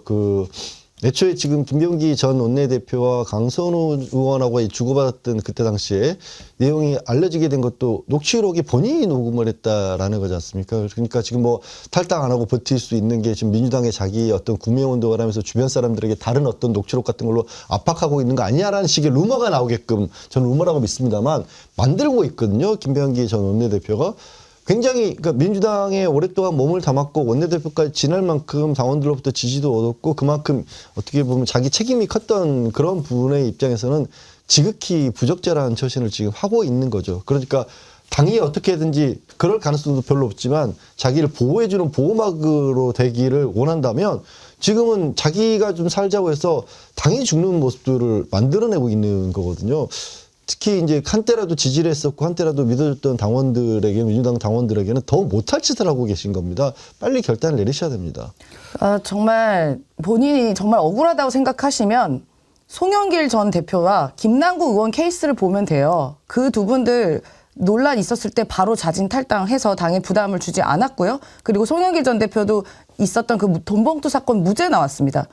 김남국 의원도 코인 사건 무죄 나왔습니다. 결국은 본인들이 명예 회복을 한 거거든요. 그러면 이런 사태를 봤을 때 만약에 김병기 의원이 뭐 그 보좌진에 의해서 복수에 의해서 당했다, 복수 공방이다 이렇게 생각한다면 탈당을 하셔서 당의 부담을 덜어드리고 더 나아가서 이재명 대통령과 이재명 정부에 대한 부담을 덜어드리고 본인의 결백을 증빙하시면 돼요. 근데 왜 아직도 이렇게 당을 끌고 들어가서 구렁텅이에 집어넣는지 당원의 한 명으로서 계속 안타깝다는 생각이 듭니다. 네, 오늘 뭐 이제 김경 시의원도 입국했어요. 그래서 조사를 받을 텐데 제대로 수사를 하면은 도대체 이게 어떻게 된 일인지 조금씩 드러나겠죠. 그거는 좀 상황을 보기로 하고 이거 한 가지 살펴보죠. 방금 전에 또 속보가 들어왔는데 법원행정처가 2차 특검을 반대한다는 입장을 냈어요. 사실상 3대 특검을 재연장하는 것이다. 아니, 특검을 하는데 법원 행정처가 왜 반대하고 말고 그래요? 아니 법원 사법부와 관련된 내용에 대해서 조금만 뭔가 외부에서 목소리를 내면 사법부 독립을 들어서 강력하게 반대를 하면서 법원 행정처에서 사실 이건 법원은 글자 그대로 자기들이 그렇게 사법부 독립을 얘기한다면 바깥에서 벌어지고 있는 일에 대해서 그 이후에 거기에 맞춰서 어떻게 협조를 할지는 얘기를 못할지언정 거기에 대해서 저렇게 되는 건 그야말로 정치적인 입장을 내는 거잖아요. 완전히 거꾸로인 거죠. 그러니까 입법부에서 하는 일에 대해서 감나라 배나라 싫다 좋다 뭐 이러고 있으면서 그다음에 자기네들에 대해서는 요만큼만 좀 견제 내지는 필요한 부분에서 지적을 하면 또 그건 사법부의 독립을 해치는 일이라고 굉장히 이중적인 작태죠. 이 정도는. 천대요 왜 그래요? 지금 저렇게 나오면 의심할 수밖에 없어요. 혹시라도 저거 역시 지난번에 그 저 조희대 대법원에서 계엄 당일날 내란 당일날 밤에 있었던 문제에 대해서 1차 특검에서는 조용히 아무 일 없이 저 조은석 특검이 그쪽에는 무혐의처리하고 결정 나가는데 우리 또 수사하겠다는 거 아니야? 이 걱정하고 있는 거 아닐까요? 본인들이 뭔가 구린 짓을 했다는 거를 저건 자백을 하는 것이고, 그리고 입법부에서 특검은 입법부에서 처리하는 거고 입법부의 소관입니다. 거기에 대해서 사법부가 뭘 하는 게 아무것도 없어요. 그런 거에 대해서 반대를 하느니 찬성을 하느니 입장을 낸다는 것 자체가 굉장히 부적절한 일이고 정치 개입을 하는 거거든요. 그런 정치 개입을 감수해가면서까지 저런 발표를 해야 되는 거는 자기들은 뭔가를 했다라는 자인으로밖에 볼 수 없습니다. 저거. 아니 저희가 2차 특검을 만드는 거는 지금 국회의 영역이에요. 국회 시간에서 왜 이래라 저래라 하면 그럼 우리도 반대로 얘기하면 되겠네요. 그러면 국회에서도 재판 갖고 뭐라고 할 수 있는 거예요. 왜 재판 빨리 안 하냐. 이렇게 재판 왜 이렇게 했냐. 다 얘기할 수 있는 거 아닙니까? 저 논리라면요. 지금 15일에 처리를 한다는 얘기가 나오는데 혹시 2차 특검법 안에 법원의 내란 관여 부분 이런 게 들어있나요? 제가 들어있는 걸로 알고 있습니다. 아. 명시적으로 법원 이런 예. 식으로 되어 있는 건 아닌데 예. 예, 내란이나 뭐 이런 후속 조치라든가 이런 거에 있어서 국가기관이 여기에 찬동하거나 동조하거나 그러면 이런 식으로 이해가 되어 있기 가네요. 때문에 법원도 포함됩니다. 지금 이제 김기현 변호사님이 자백을 했다라고 하지 않으셨습니까? 그러니까 지금 우리가 생각하기에 1차 특검, 3대 특검에서 못 밝힐 것들 다 밝혀야 되지만 제가 계속 말씀드렸죠. 과연 조희대 직위원회가 관여가 안 됐는가? 이것은 반드시 밝혀야 된다라고 했는데 국가기관. 예. 그래서 지금 미리 이렇게 이야말로 지금 특검은 그야말로 입법부와 행정부 쪽에서 이렇게 짜서 검찰 쪽에서 파견 받아서 하는 건데 오히려 사법부가 상권 분립을 위반하는 그렇죠. 그런 발언 아닙니까? 그리고 더 지금 상황이 위험한 것이 전담재판부가 이제 생길 예정이지 않습니까? 그러면은 영장 전담재판부도 생긴단 말입니다. 중앙지법의 영장 판사들이야 뭐 조희대 입장에서 자기가 어느 정도 컨트롤이 된다고 여겼을 수 있지만 영장 전담재판부가 생기면은 그러지 않을 수도 있는 거거든요. 그런데 2차 특검까지 들어선다? 위험할 수 있겠다고 판단했을 거라 봅니다. 예. 정말 저는 이번에 2차 특검 하고 반드시 내란범들 다 처단하고 나서도 계속 제가 말씀드리죠. 조희대, 직위원, 천대엽 이 자들이 과연 내란 과정에서 무슨 역할을 했는지 그리고 그 이후에 정권을 유지하기 위해서 어떤 짓을 했는지 반드시 밝혀내야 된다라고 거듭 강조합니다.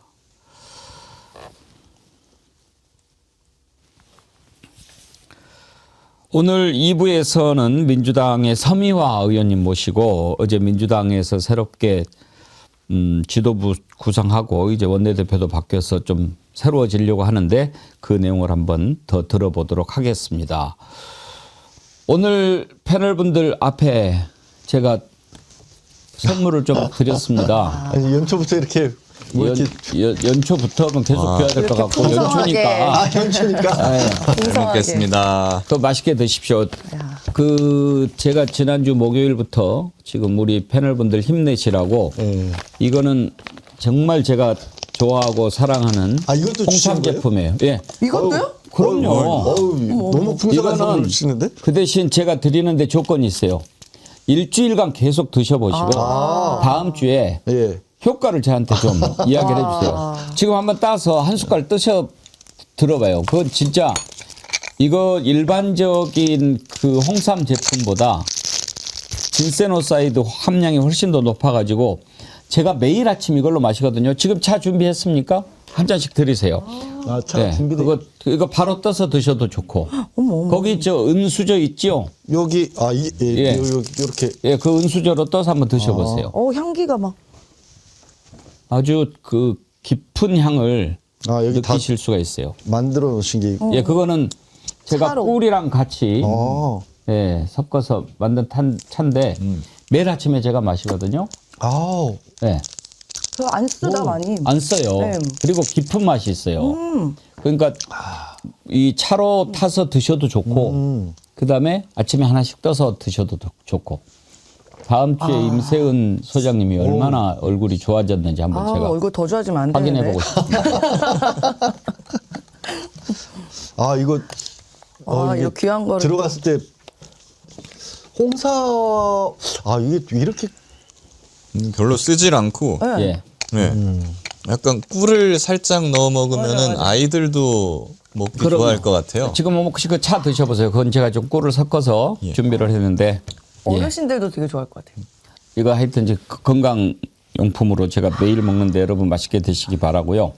그다음에 그 육포도 한 번씩 가서 드셔보세요. 이거는 맥주 안주로 제가 좀 조금 하나만 드셔봐. 맥주 안주. 예. 제 거를 제 걸로 마셔보세요. 맛을 매운 거 한번 먹어볼까요? 봐야 치즈로 되는데. 먹어볼까요? 네, 저 어떤 걸로 치즈로 제가 먹어볼까요? 육포를 좋아하는데 정말 제가 먹어본 육포 중에서 최고예요. 그래서 안 되겠어서 하나씩 드셔보시라겠다. 육포 사이에 이렇게 치즈가 이거 하나 그럼 공용으로 우리 김규현 변호사님도 드리고 제가 이따 따로 하나 더 드릴게요. 이렇게 쓰신 분들은 더 이익 보는 거야. 그러네요. 예. 아꼈다가 괜히. 이거 너무 진짜 맛있다. 야 육포랑 치즈가 이렇게 만들 수도 있구나. 와, 이건 거의 맥주 한 10캔 순삭인데요? 아니 전박이처럼 이렇게 치즈 알게 박힌 거 이런 거 먹어봤는데 샌드위치랑 가운데 육포를 치즈를 넣어놨어요. 근데 되게 고소하고 고기 비린 맛이 하나도 안 나네 이렇게 하니까. 너무 맛있네. 식감도 좋아지는 것 같고. 저거리몰에서 판매하는 간식 중에 제가 제일로 좋아하는 건데요. 근데 정말 맛있어요. 순삭인데 우리 그 애청자님 가운데 베르사유의 장마님이라고 계시잖아요. 이분이 시인이세요. 정말 정어리 시인인데 육포를 드시고 육포라는 제목으로 시를 하나 쓰셨어요. 근데 정말 멋있어서 여러분들한테 좀 소개를 해드리고 싶었어요. 제가 좀 읽어드릴게요. 제목이 그 소문난 맛집 육포인가? 예, 그걸로 해서 하셨어요. 잘 들어보세요. 검은 봉투 안에 천천히 말린 시간들이 겹겹이 누워있다. 불과 연기와 기다림이 지나간 자리.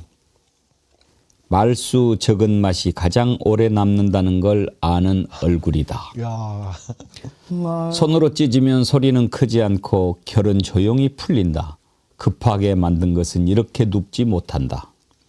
소문은 입에서 입으로 가는 게 아니라 끝까지 버틴 재료에서 자연스럽게 흘러나온다. 믿기지 않는 가격에 이렇게 다 퍼주고도 아무렇지 않다니 정어리는 도대체 얼마나 부자인 걸까? 시인 맞네요. 어떻게 멋있다. 육포에서 이런 생각을. 육포에서 이런 시가 나올 수 있다는 게 정말 놀랍습니다. 우리 베르사유의 장마님도 치즈 맛이 제일 맛있다고 그러셨는데 야, 불과 연기와 기다림이 지나간 자리. 이런 표현들 정말 멋있지 않습니까? 정말 저는 약간 약 올리고 싶어요. 예. 윤석열, 김건희 이런 거 못 먹지. 용용 죽겠지. 예. 임세은 대변님께서 지금 술을 찾고 계신데 이를 빨리 도망가야 돼요. 너무나 맛있고 함께 나누고 싶어서 소개하는 거니까요. 여러분 정어리몰에서 준비한 육포 또 지금 장어도 여러분들이 아주 많이 사랑해 주시는데 많이 구입해서 맛있게 드시기 바랍니다. 도대체 어떻게 이런 가격에 주느냐 그러시는데 그걸 잘 발로 뛰어서 이렇게 찾아서 하니까 좋은 거죠. 그리고 또 타이백 감귤도 지금 소개해드리고 있는데 타이백 감귤 제가 한번 소개해드렸죠. 귤밭 아래에 하얀 그 섬유 소재를 깔아가지고 햇빛이 반사가 돼서 귤 아래 부분까지도 햇빛을 흡수하게끔 그러면 훨씬 더 당도가 올라가지 않겠습니까? 우리가 먹어봤는데 귤이 이렇게 달 수도 있구나. 지금 올해부터는 미국산 만다린 오렌지가 무관세로 이제 들어옵니다. 그동안은 조금씩 관세를 낮췄는데 이제는 관세 없이 들어오기 때문에 우리 감귤 재배하시는 분들이 많이 긴장할 수밖에 없지요. 그런데 우리가 경쟁력을 키워야 합니다. 세계 어느 곳에서도 이야 이렇게 맛있는 귤 우리가 직접 만들어서 경쟁할 수 있다. 이렇게 해야 이겨낼 수 있거든요. 그러기 위해서는 여러분들이 또 많이 사랑해 주셔야죠. 자신 있게 추천하니까 맛있게 드시기 바랍니다. 자, 1부 함께해 주신 양지열 변호사님, 임세은 소장님, 김규현 변호사님 수고하셨습니다. 감사합니다. 네, 고맙습니다.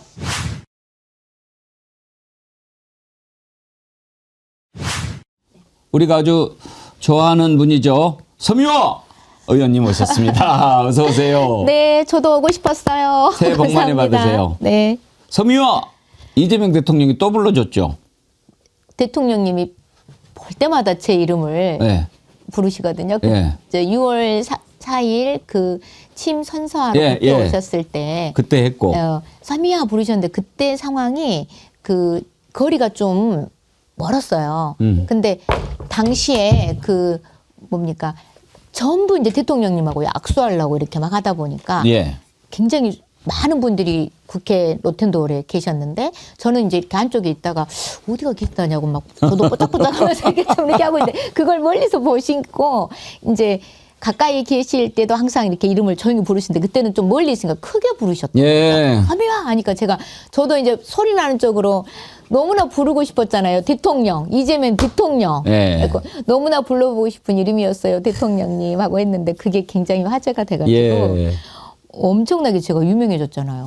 대통령님이 서미화 이렇게 부르면 그때 기분이 어떠세요? 이제 제가 항상 대통령님이 이제 이전에 대표님이실 때도 그 제가 국회 막 들어오자마자 그 우리 민주당 의원님들한테 제가 시각장애인이기 때문에 저를 이렇게 아는 척 하실 때는 반드시 누구시라고 말씀해 주시고 이름을 좀 말씀해 달라 이 말을 했었거든요. 그래서 이제 항상 대표님이 처음 제가 국회 들어왔을 때 막 처음에 무슨 기자회견 할 땐가 이렇게 이제 국회 들어와서 처음으로 저기 본관에서 뵙게 됐는데 저는 이제 대표님이 옆에 있는지 몰랐거든요. 네. 근데 딱 돌아서면서 저 이재명입니다. 딱 이러시더라고요. 그래서 제가 깜짝 놀라가지고 반갑습니다가 아니라 진짜 이재명 맞아요? 이렇게 물어봐서 저 진짜입니다. 이러셨거든요. 근데 그때부터 계속 저를 뵈면 가까이서 저 이재명입니다. 예. 서미화 의원님 저 이재명 이렇게 말씀을 해주셨거든요. 근데 그 당시 6월 4일은 좀 멀리서 저 이재명입니다 할 수가 없잖아요. 그러니까 서미화 이렇게 부르셨던 거죠. 그래가지고 제가 그때 너무 정말 기뻤고 대통령님이 내 이름을 불러줘서 기뻤다기보다 정말 이재명 대통령님이 이제 대통령이 됐는데 그렇지 않아도 기쁜데 저를 멀리서 이제 이렇게 알아채고 이름을 불러주시니까 그건 대통령님이시기 때문이라기보다 장애인에 대한 이 감수성, 그다음에 장애인에 대한 이런 배려 이런 것들이 정말 예민하시고 남다르시다는 이제 그런 또 증거잖아요. 근데 지난번 그 이후에 또 시정연설 오셨을 때도 또 국회에서 연설하시고 나오시는데 제가 또 통로에 서 있었거든요. 그때도 서미화 이렇게 불러주셔가지고 지금 이제 청와대 옮긴 지는 얼마 안 됐는데 혹시 이재명 대통령 되신 뒤로 대통령실 용산이나 청와대는 아직 아닌 거고 그때 혹시 뭐 이렇게 가서 식사하거나 만난 적이나 그렇게 있으세요?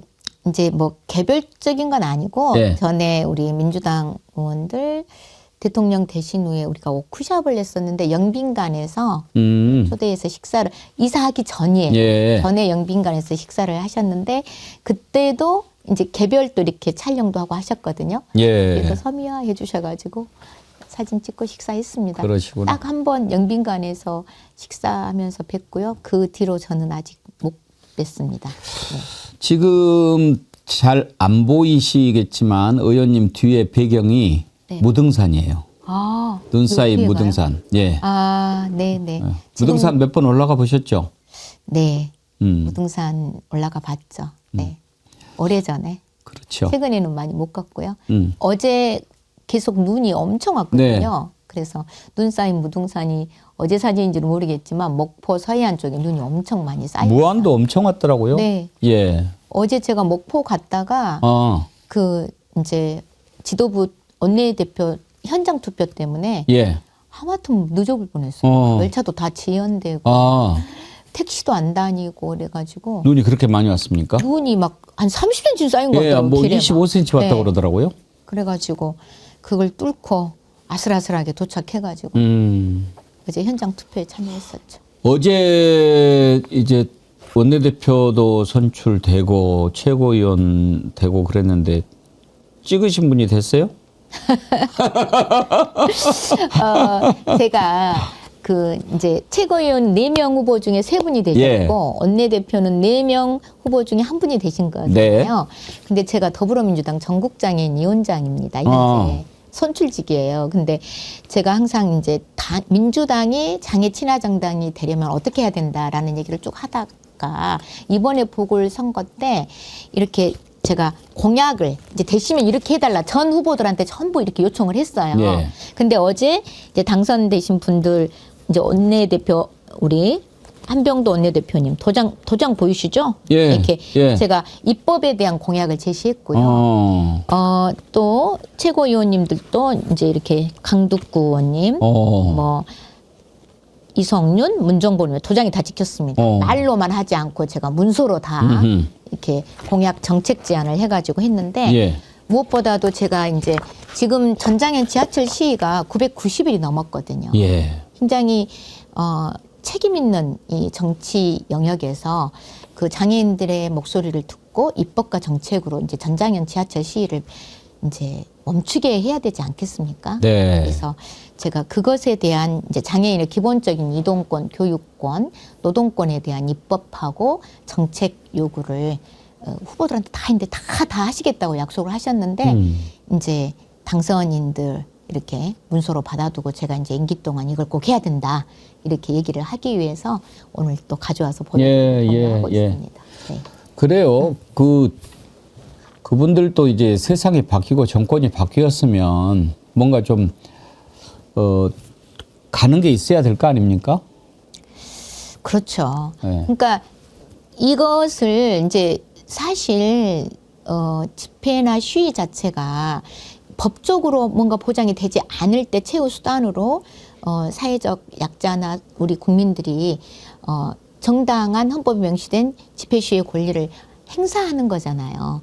근데 이게 900일이 넘은 정도면 빨리 이제 해결해야죠. 그렇죠. 해결해야죠. 네. 그리고 이제 민주당이 집권정당이 됐고, 근데 지금까지 이준석이나 오세훈은 갈라치고 혐오 정치하고 편향적으로 나쁜 정치했거든요. 예. 그래서 지난주도 서울시 민주당 후보들 같이 전장현하고 간담회하고 지방선거 전까지는 이제 지하철 시위를 좀 멈추자 이렇게 제안을 했고, 이제 한시적인 멈춤이 아니라 실제로 이제 장애인의 이동권, 지금도 장애인들은 광역을 못 넘어서요. 휠체어 장애인이나 중증 장애인들이 국비가 지원이 안 되기 때문에. 그래서 그런 것들이 입법과 예산으로 해결을 해서 민주당이 정말 집권 여당으로서 책임 있는 정치를 한다. 이런 것들을 시민들이 체감할 수 있도록 해야 된다고 봅니다. 우리가 인권 얘기하는데 네. 특히 장애인들에 대한 인권은 우리가 더 생각을 많이 해야 되잖아요. 서미영 의원님이 인권위원도 하셨죠? 그렇죠. 제가 2020년부터 23년, 3년간 임기가 3년인데 대통령 지명으로 비상임위원을 했었어요. 근데 그때 함께 아주 너무 인권위원으로 되면 안 되시는 분들이 김용현, 이충상 이런 분들하고 같이. 그때 그 자들이 있었어요? 네네. 제가 이제 인기가 끝나갈 쯤에 그분들은 좀 늦게 들어오셨는데 같이 하면서 당시에도 어쩌면 인권위원이 저렇게 말을 하지? 그러니까요. 네. 그때 이충상 의원이 이태원 가족들이 창간하고 있는데 놀러 가서 죽은 거 아니냐. 이런 발언 막 하고. 그랬어요? 네. 그다음에 성소수자들 뭐 기저귀 차고 다니는데 우리가 뭐 인권 어쩌고 이런 혐오 발언하고. 그래서 제가 너무 충격을 받아가지고 그때부터 사퇴해라 이충상 자격 없다 이렇게 했는데 결국 국회에 들어와서 제가 사퇴를 시켰죠. 이충상을. 인권위원을 떠나서 인간도 아닌 것들 아닙니까? 맞습니다. 정말 엽기적이죠. 네. 엽기적입니다.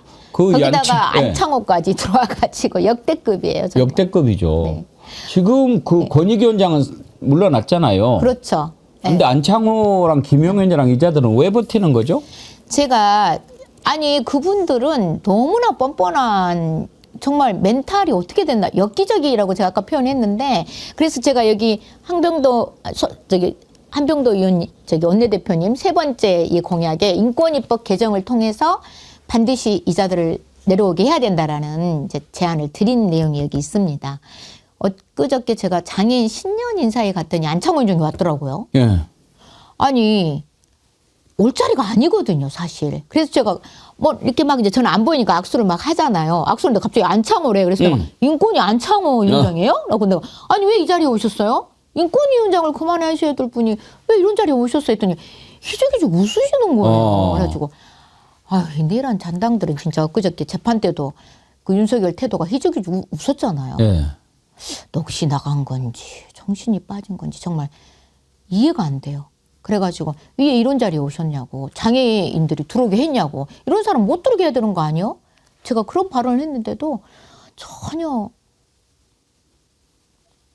그 무슨 양심의 꺼리끼나 이런 게 전혀 없는 거예요. 아, 진짜 양심에 털난 사람들이죠. 네, 반드시 입법을 통해서 진짜 내려오게 해야 되는 분들이에요. 제가 그런 목적을 가지고 국회에 도전한 이유도 있습니다. 근데 지금 그거 말고 이자들을 네. 쫓아낼 수 있는 방법이 없습니까? 지금 무엇보다도 내란 청산을 해야 되는데 이자들이 그때 뭐 윤석열 풀어줘야 된다 막 이런 식으로 하고 그렇죠. 그걸 가지고 또 막 외국까지 가서도 떠들고 그러지 않았습니까? 윤석열의 이렇게 피고인 윤석열의 인권을 방어해 네. 인권 침해되지 않도록 방어권을 통과시켰죠. 그러면서 내란 그 불법 비상계엄으로 국민이 그 당한 인권 침해의 그 진정 사건은 전부 직권조사 이런 거 다 기각시키고, 그러니까 인권위는 우리 사회의 사회적 약자들에 대한 최후 보루인데 완전히 권력에 빌붙어 가지고 내란 우두머리 윤석열 인권을 보호하는 일에 앞장선 인권이라고도 말해서는 안 되는 범죄자의 당연한 이런 조사나 수사를 해야 되는데 그것을 방해하는 행위를 인권위가 앞장서서 한 거죠. 그래서 인권위가 더 이상 뭐 존재해야 되나 할 정도의 그런 국민적 비판과 그 우려를 사고 있는 것이 현재 인권인데, 이게 지금 국가인권위원회 인권위원들은 탄핵도 안 되고 임기가 법적으로 보장이 되어 있거든요. 그러니까 이 국가인권위원회가 김대중 정부 시절에 이렇게 만들어졌는데, 국가인권위원회라는 이런 특수적인 역할이나 영역에서 그 역할을 잘 할 수 있도록 독립국으로 만들면서 인권위원들의 임기를 보장하고 어떤 징계도 할 수 없게 만들어져 있어요. 현재 법률이. 그러니까 오늘날 윤석열 정부에서 이런 자들이 인권위원으로 들어올 수 없어야 되는데 들어온 거예요. 그래서 이제 보니까 전혀 내려오게 할 수 있는 방법이 없습니다. 자기들이 자진사퇴하지 않는 이상. 그래서 법률을 개정해야 됩니다. 예. 그래서 제가 지금 준비 중입니다. 그거 좀 해 주십시오. 정말 볼 때마다 애통 터져서 못 살겠어요. 맞아요. 진짜 너무 국민들이 너무너무 열을 받았죠. 예. 저런 게 인권이냐 하면서 전 인권위원들도 여러 차례 기자회견하고 문제 제기하고 했는데 결국 현재 법률상으로 이분들을 처벌하거나 내려오게 할 수 없기 때문에 사실 법률 개정만이 방법이에요. 그래서 우리 누구죠? 김병기 원내대표 임기 그 지도부에 제가 지난 12월에 국회랑 같이 토론회도 했고 반드시 법률이 개정돼야 된다 이러이러한 내용들이 그러고 있었는데 지금 이런 보궐선거가 있었고 제가 그 과정에서 한병도 원내대표 후보님이나 후보 시절에 이미 문서로 답변을 받아서 이거를 빨리 추진해야 된다 이렇게 말을 하고 있습니다. 속 터지는 일이 하나둘이 아닌데 맞습니다. 김병기 의원은 왜 탈당을 안 한답니까? 그러니까 내가 직접 물어보진 않았는데 그런 인터뷰를 하셨잖아요. 예. 정말 제명을 당하더라도 탈당은 안 한다. 왜 그러는 것 같습니까?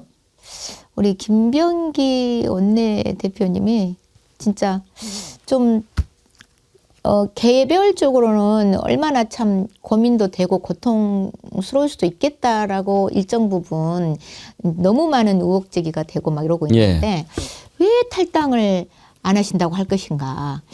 막다른 그러니까 저는 그분이 이렇게 당을 생각하는 입장이 좀 취약하시다는 것을 그 인터뷰를 통해서 좀 인식이 되더라고요. 예.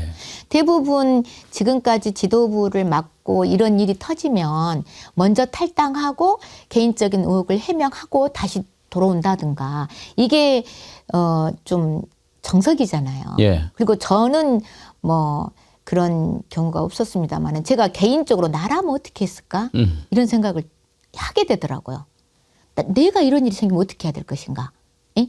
그런 일이 생길 수 있잖아요. 예. 의혹 제기는 막 어떻게든 하려고 하는 그런 집단이 있고 상대가 있기 때문에 그럴 때는 진짜 당의 부담을 줘서는 안 된다.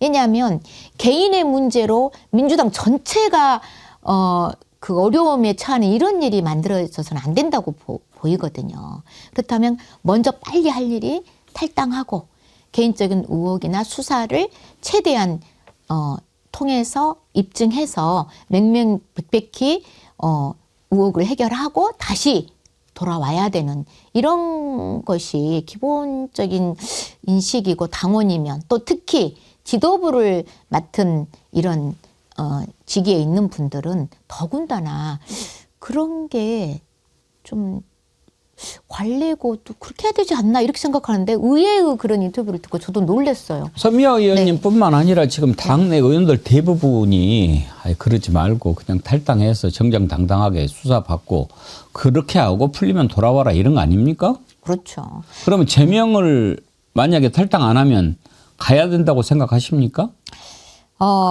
당연히 오늘이죠. 오늘 윤리심판원. 윤리심판원 결과 나올 텐데 예. 그 한병도 그 의원님도 원내대표 그 토론에 보니까 뭐 탈당을 말씀하셨는데 탈당은 본인이 안 한다고 했잖아요. 예. 그러면 결국 당에서 정리를 해야죠. 지도부가 책임 있게. 제명을 해야 된다. 네, 그렇게 봅니다. 저도. 네. 그 안타깝지만 민주당의 여성 의원이 몇 분이세요? 여성 의원님들이 20% 정도 되거든요. 20%? 네. 아무래도 이제 전체로 여성 의원들끼리는 조금 더 대화도 많이 하고 그럴지 모르겠는데 강선우 의원 여가부 장관 후보자 그때 물러날 때 그때 서미화 의원님은 어떤 입장이셨어요? 우리 강선우 의원이 우리 보건복지위원회잖아요. 아 그러네요 또. 복지이고 저는 이제 좀 안타까웠죠. 그리고 이제 청문회 과정에서 그 대응하는 것이 저는 조금 안타까웠거든요. 그러니까 갑질이 논란이 됐을 때 사실 거기서 보좌관 측의 어떤 시시비비를 가리려고 하면 사실 권력을 가진 사람들이 훨씬 공색해 보이고 국민들 눈높이에 맞지 않는 대응이 되거든요. 제가 생각할 땐 그래요. 예. 정말 뭐 할 말은 있을 수 있죠. 그렇지만 일단 힘을 가진 입장에서 갑질이 논란이 됐을 때는 철저히 사과하고 그것에 대해서 어떤 구차한 뭐 변명으로 들릴 수 있는 이런 해명보다는 좀 진정한 사과 이런 것들이 선행돼야 한다고 보는데 그게 조금 미흡했다고 저는 보여지면서 굉장히 좀 안타깝고 그런 입장이었죠. 네. 근데 정말 어떻게 지금 돌이켜 생각해 보면은 그때 그만두게 한 게 참 잘했다 싶어요. 만약에 지금 장관 자리 하고 있는데 이런 일이 터졌다고 생각해 봐요. 그러면 이재명 정부가 또 얼마나 또 그러니까요. 곤란했겠습니까? 예. 그때 정리된 것이 그나마 지나고 보니까 이런 사태가 벌어진 것에 대해서 그래도 불행 중 다행이다. 근데 저는 그 녹취록 나왔잖아요.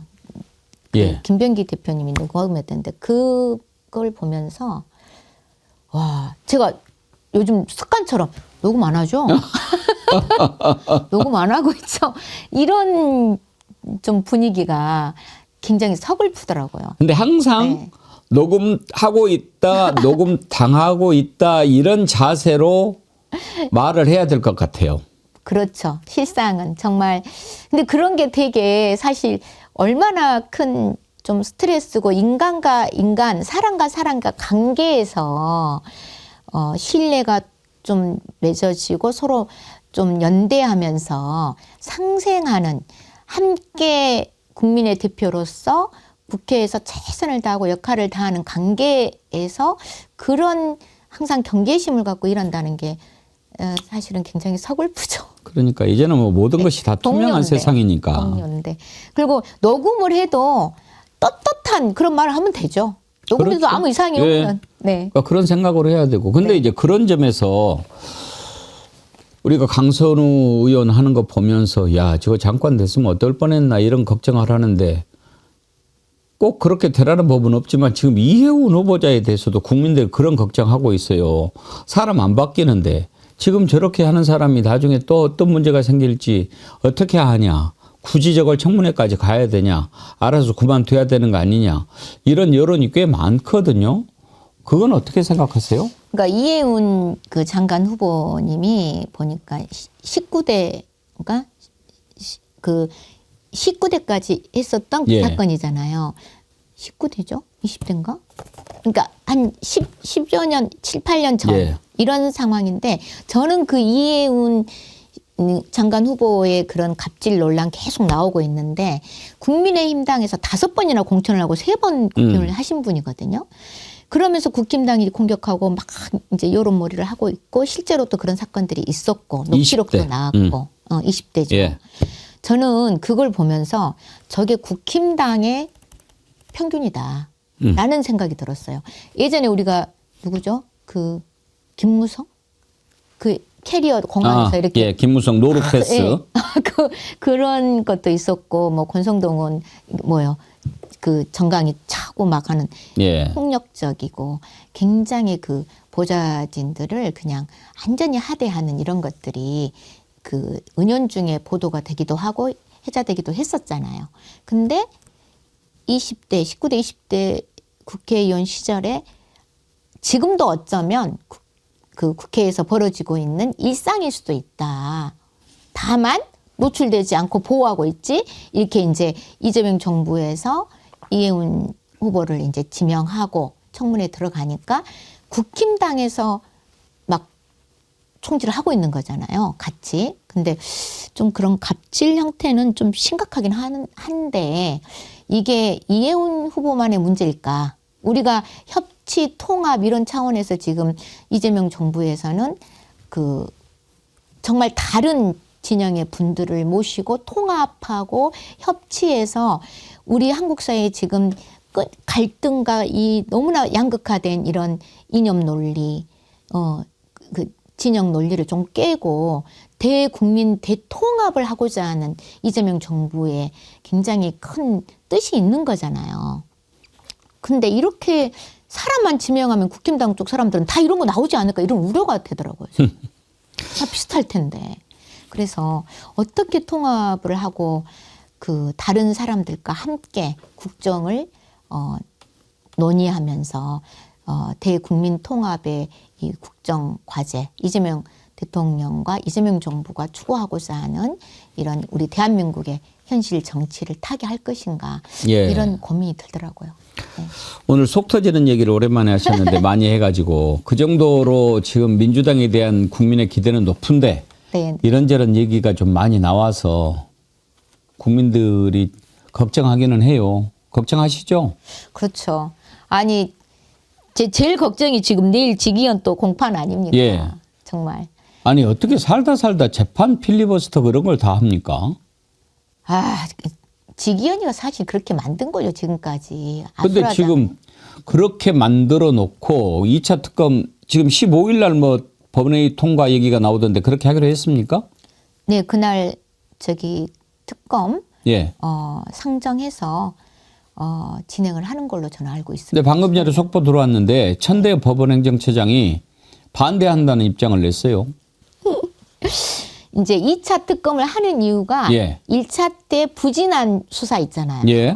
특히 이제 공직사회에서 이 내란을 어떻게 지금 동조하고 했는지 그 법원도 무관하지 않잖아요. 예. 거기에 해당되기 때문에 아마 자기들 수사 들어가고 그 천대엽이나 조희대 그 법원 재판부가 만행이 아마 2차 특검을 하면 드러나지 않을까라는 우려에서 미리 연막 치는 거 아닙니까? 자기들이 수사 대상 될까 봐. 그렇죠. 예. 이제 그런 거 하자고 2차 특검 하는 거거든요. 너무 그런 것들이 제대로 안 됐고 김건희도 반드시 관련이 있을 텐데 관련 글쎄요. 없다고 나왔잖아요. 예. 제일 가까이에서 김건희가 모른다는 걸 어떤 국민이 아이고, 믿겠습니까? 누가 그러니까요. 그것도 지금 그래서 2차 특검은 정말 친윤 검사들 전부 빼고 제대로 수사할 수 있는 검사들로 조직해가지고 마무리해야지 이 내란이 다시는 안 일어나야 되잖아요. 근데 수사도 이렇게 슬렁슬렁 되고 재판도 이렇게 지기현처럼 이렇게 엉망으로 되고 또 윤석열은 뭐예요? 9일날 졸고 희죽거리고 뭡니까 진짜? 그거는 자기가 지금 정상적인 사고를 하면 사형을 구형받을지 무기를 받을지 모르는 진짜 절대절명의 시기이고 상황인데 거기서 그런 태도를 보면서 저는 저 양반은 계엄을 할 때부터 성공해도 좋고 실패해도 전두환처럼 바로 풀려나고 이걸 생각하는 사람이 아니고는 저럴 수가 없다는 생각이 정상 아니죠? 네. 그래서 윤석열은 딱 진짜 최고형 선고해서 다시는 감옥에서 백골이 진토될 때까지 나오지 못하게 해야 되고 그 관련자들도 전부 그 최고형 법정 최고형을 통해서 우리나라에 다시는 이런 일이 발생하지 않도록 역사의 기록이 제대로 돼야 돼요. 백골이 진토대가 또 이럴 때 쓸 수도 있구나. 진짜 제가 진짜 우리 죽어도 못 나오게 해야 돼요. 예. 그 뼈도 다 감옥에서 그냥 묻히도록 영혼이 나오지 못하게 한다고 합니다. 그래야만 결국 역사는 기록이잖아요. 기록을 통해서. 인권위원을 하셨는데 네. 우리나라가 지금 사형 사실상 폐지 국가 아닙니까? 그렇죠. 사형제 사형 부활에 선고를 대해서는 어떻게 하지만 생각하세요? 집행을 하진 않죠. 예. 거기에 준하는 만큼 못 나오게 하면 될 것 같습니다. 저는.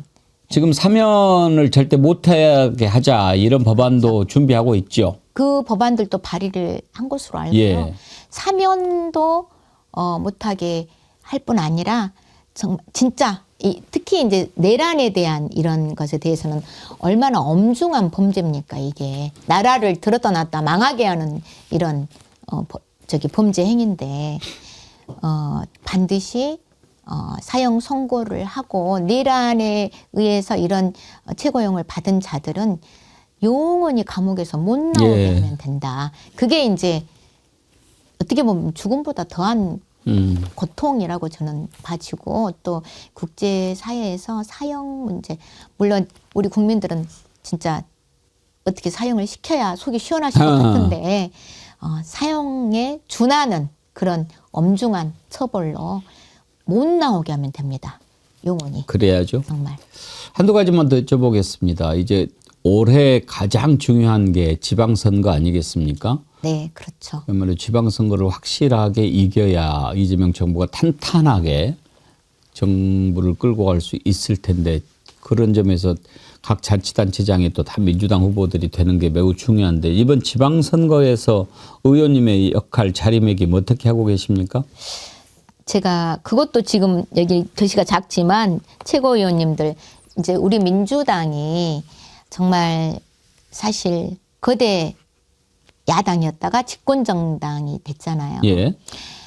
그리고 이제 지방선거에서 승리를 통해서 사실 이재명 정부를 뒷받침하고 반드시 성공할 수 있도록 하기 위해서는 지방선거 승리가 사실 굉장히 중요한 우리의 과제이기도 하고 또 거기에 집중을 해야 되잖아요. 예. 근데 저는 이제 장애 당사자이면서 우리 민주당이 거대 야당이면서 또 집권정당이 됐는데 집권정당으로서 우리 사회의 약자, 사회적 약자들 또 서민들을 대변하면서 그분들이 살만한 세상이다.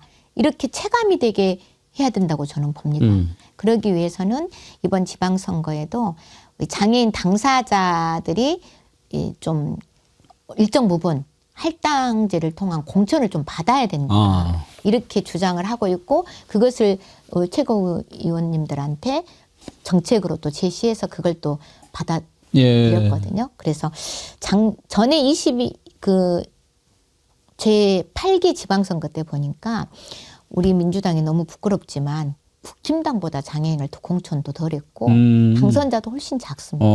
물론 그때 당시는 지방선거에서 민주당이 대패를 또 하긴 했었는데 예. 근데 공천 자체가 더 낮더라고요.